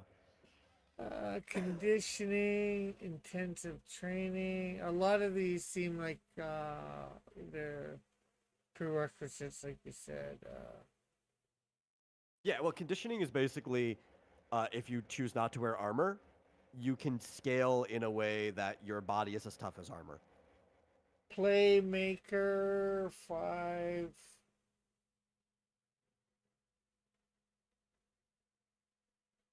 It costs 5 TP as well to get. No. So the cost in AP is to get the ability. The cost in TP is to use the move in combat. Oh, okay. Intuitive. Yeah, everything that follows it are the descriptions of the type of ability. Man, why did they? It undid my formatting. I hate this sometimes. I have to go Before, fix the formatting on it. see. It should be italics. But intuitive means that while during normal gameplay, you could just pick it up at any time. If it's learned, it means even if you're trying to learn the ability, you have to spend time learning it. Okay. Right? So like you during a rest or something like that, or a long rest, you actually have to spend the time to learn it.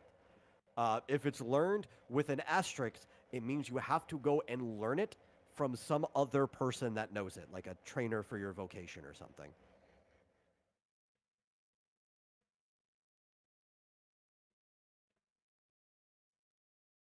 Okay, you know what? We'll do the playmaker. So that's Okay. 6.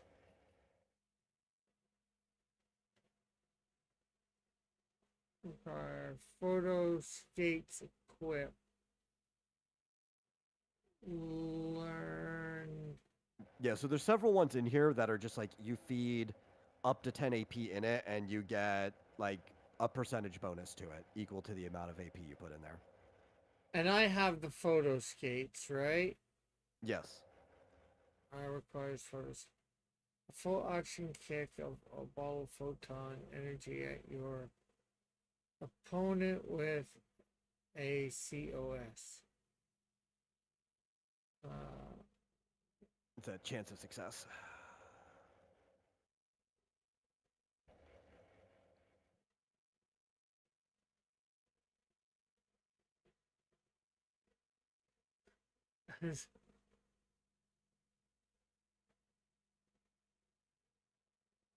Rally back. Uh,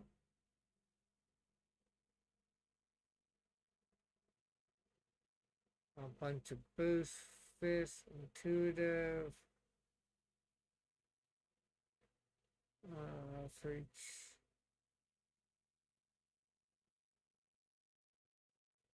For each AP added to this ability up to 10, 1% chance.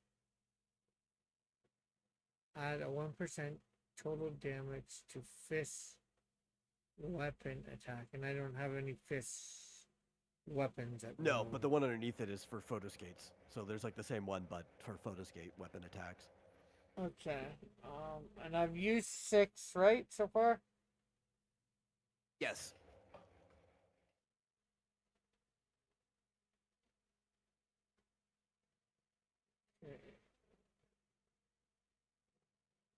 And you will also be getting 4 more later before we're done with the stream, so. Shoulder rush has a full actions.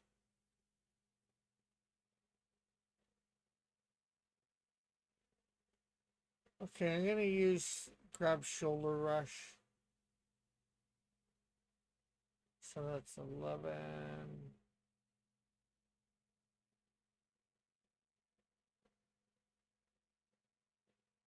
Well, actually, you'll be getting 6 later, sorry.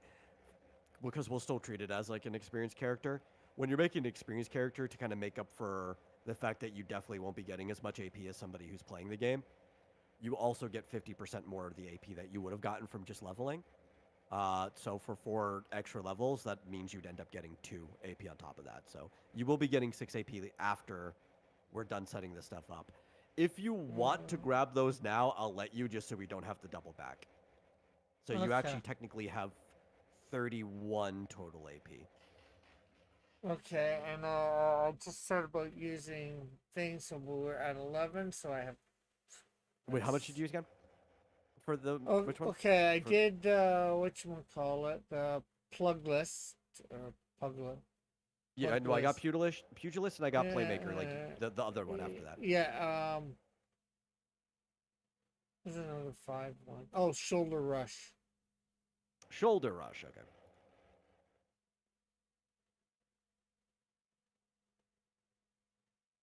So that brings me up to 11. And Which means with the additional you're getting, that gives you 20 left to spend.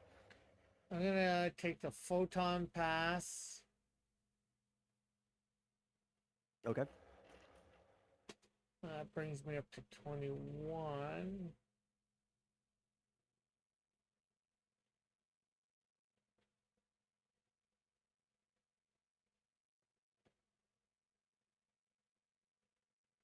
So you have a total of 10 left. That's 15, so.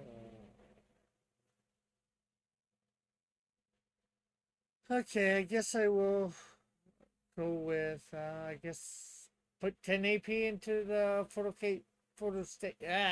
Skates Plus. Photo Skates Plus? Okay. Yeah, to equal my 31.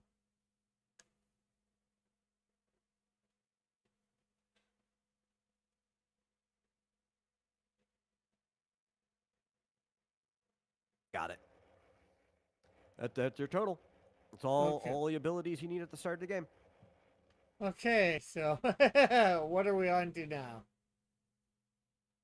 Or are we? After abilities. Oh, I also forgot equipment talents, but I can do that one real quick. You have, by default, you get, here's a talent page. For your weapon, you get a weapon talent of 10 points for whatever weapons you start equipping. So you have photo skates, you get 10 points in photo skates. This will be used for hitting. Okay, so I don't have to look at anything, decide anything? No. That's just by default. Okay. I also put these in the wrong row. Let me. Let me fix this. There we go. And then I think that should be it. I think we actually finished it. I mean, I've got other things to fill out. Unless you've got extra money, do you want to buy any consumables? I was gonna wait till the end to ask you. Do you want like, you've got a few pockets. You've got actually a backpack. Do you want to buy any consumables? What is there for consumables? I guess. What do they do? Not that you would tell me what These are they like do. healing items and stuff like that, right? So, for consumables, the stuff you could start the game with are you can have a cola, you can have an iced coffee, you can have a beer, you can have a burger, an energy bar, a candy bar, an antidote, adrenaline. Um, yeah, that's all I'm giving you. The cola restores 10 HP. Iced coffee restores 10 TP, which is I mean, all of these are equal to you because they're just going to restore TP. The beer is also 10 SP. Burgers 40 HP. Energy bar is 30 TP. Candy bar is 30 SP. Because they do start getting reduced results for the things that aren't HP as it goes up. So actually, for you, the best thing would be to still just get the HP item because that would get you the most TP. Antidote removes sickness, nausea, poison, toxin, or other contracted illnesses that specifically cause damage over time. Adrenaline removes lockdown, stun, paralysis, seizure, or other ailments that prevent you from moving. Does not work against petrification or time stop. And those are the consumables that you're able to get. Okay, so the They're all pretty cola is cheap. That's why I didn't give you any prices cola yet. does 10. Was it the burger that you said does 40? 40. Yeah. Yeah, yeah. And if I get, say I get And these are two, all small storage slots. They all take up yeah. a small storage slot. So like, say if I got two burgers, would that be taking up two small storage, small? Yes. Two separate small storage slots. Okay. And I They do not have. stack. This is not a video game inventory. Yeah, I wasn't sure, so I was just making sure. I didn't think so with the way that you described it earlier, but hey, I could have been wrong. Burgers are 400 apiece. Okay, and I've got 4 on my own person, shall we say, and then I got 4 in the backpack or 5. Your backpack should have 2 medium storage slots and 4 small storage slots. Which, to break it down, a a medium storage slot is equal to 2 small storage slots. So if you don't have anything medium taking it up, you effectively have 4 additional small storage slots. You could just put 4 small things in there. Yeah. So that's up to 8 small things in your backpack.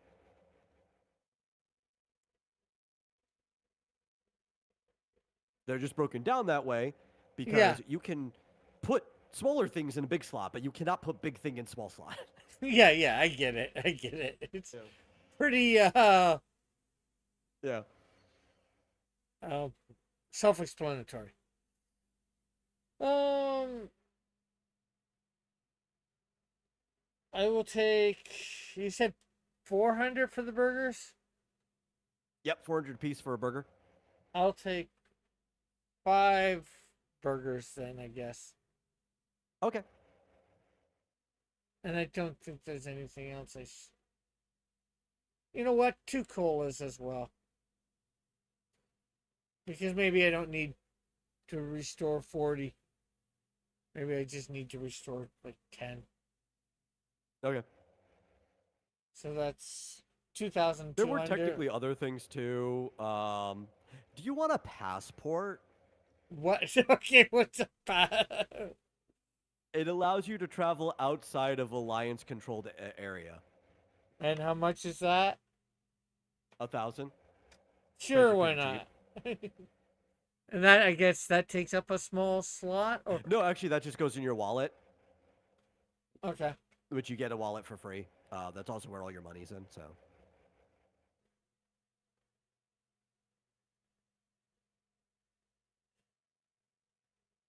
You don't have to worry. That's why I'm asking. Like, I noticed you running out of slots. I was like, oh, this isn't even a slot thing. Do you just want to buy a passport? Yeah, background, personality, appearance. I can do later. More Yeah. probably the personality, especially. So You could also have like, because you have an empty slot, there are utilities as well. If you just want like a flashlight could fit inside that empty slot. If you think it might be helpful to have a flashlight, that's just up to you.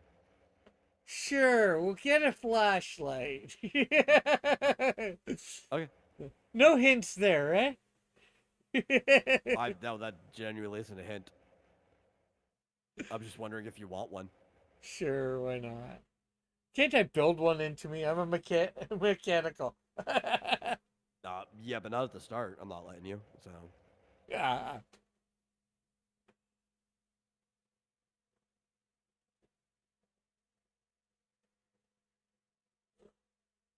Okay, that's 8. That's 7 of my 12 slots used up. Or no, 8 of my 12 slots used up. 4 of yeah, my person. that's your backpack used up. You still have pockets Yeah, or okay. whatever the robot equivalent are hatches.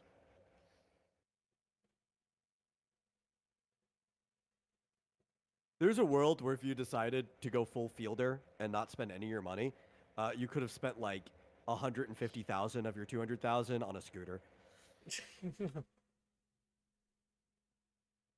It's genuinely the only vehicle that somebody without getting like trade-offs to make them rich can buy at the start of the game. Well, I don't. Well, maybe I'm at like I think around somewhere around 90,000. So 80, 90,000. Hey, if I can get another 60, 70,000, I can buy a scooter. Oh yeah, yeah. Question is, would the The scooter? scooter itself comes with one medium storage slot and two small storage slots. Ah,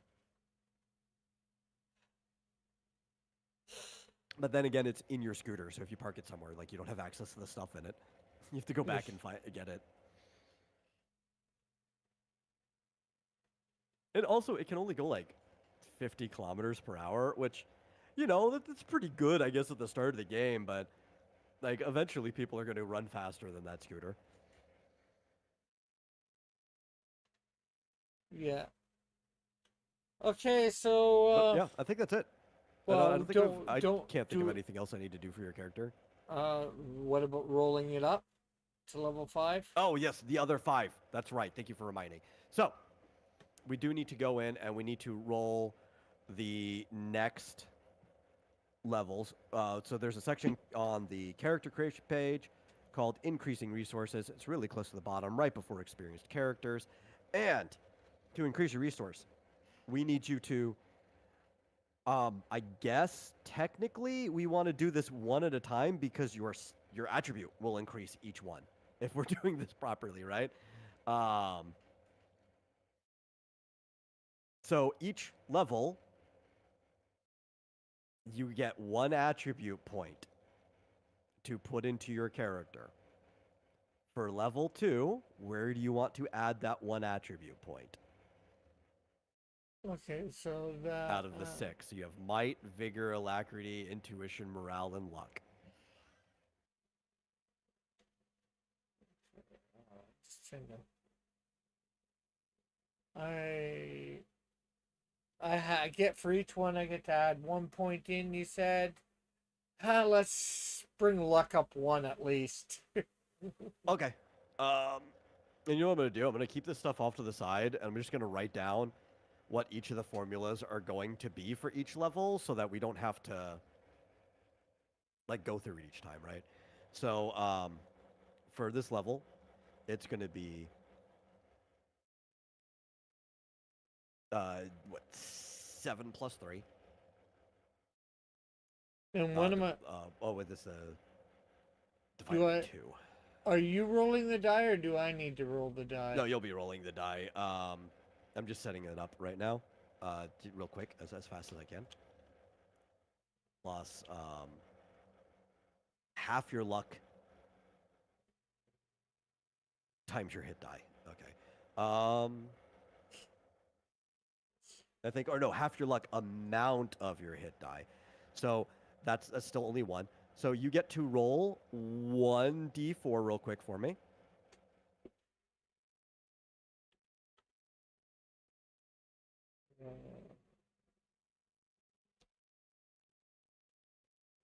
Right, that's Okay. not slash 1d4, or slash r space 1d4.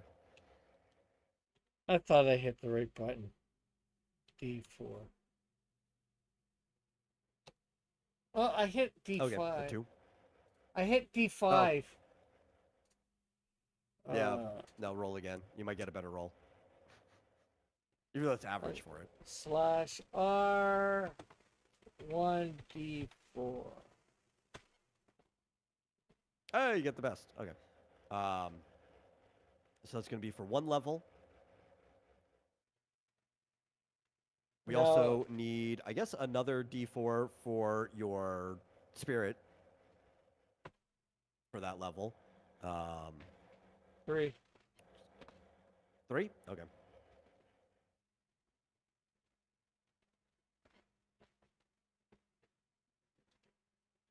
Trying to get this going, but it's being mean to me. Slash 1D. Is it Oh, 20? it's actually just going to be... Huh?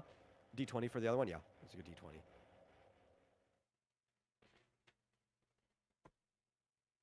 Oh, really? Oh Yeah. my god. Well, that's just how it is sometimes. Okay, well, I'll let you get that all done. Yeah, I'm not going to actually do the math on this yet. I'm just setting these all up, and I'll do the math back to back. Okay. Make it easier. What is this? It's a might plus vigor, which is 7 plus 7. Okay. So I've got the first one set up. All of Then them. for the next level, what are you going to level up? What are you going to increase your attribute on? Okay.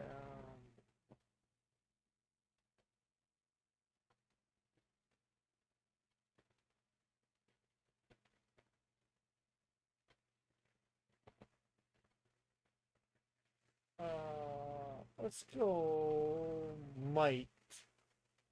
Might? Okay. This is going to be a might at 8 now. Yeah.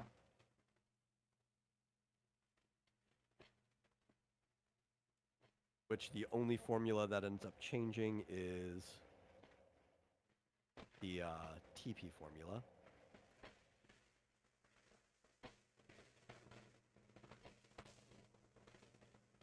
So if you want, you can roll your d4 for HP.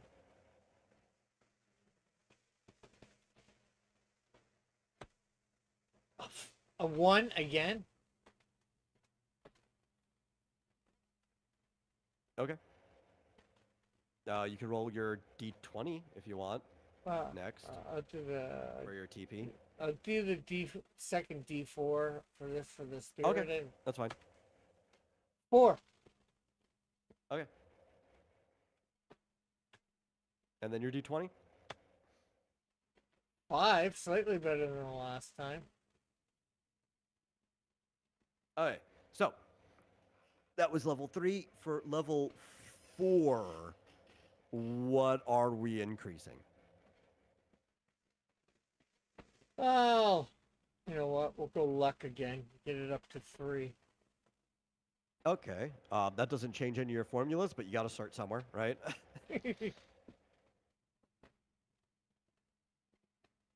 Then you can roll me your d4 for HP.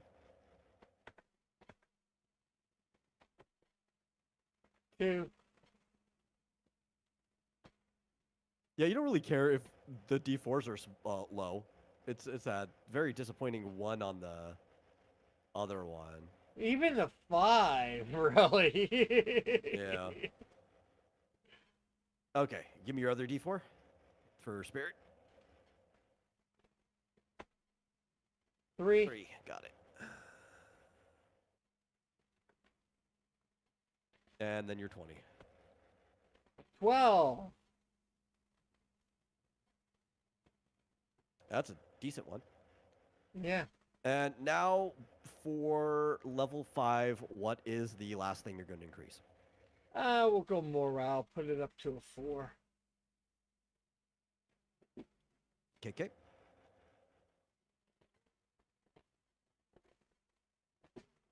Does that change?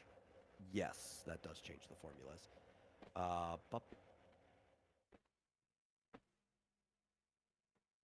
You can give me your D4. A 4. Okay. You give me the next D4? 2.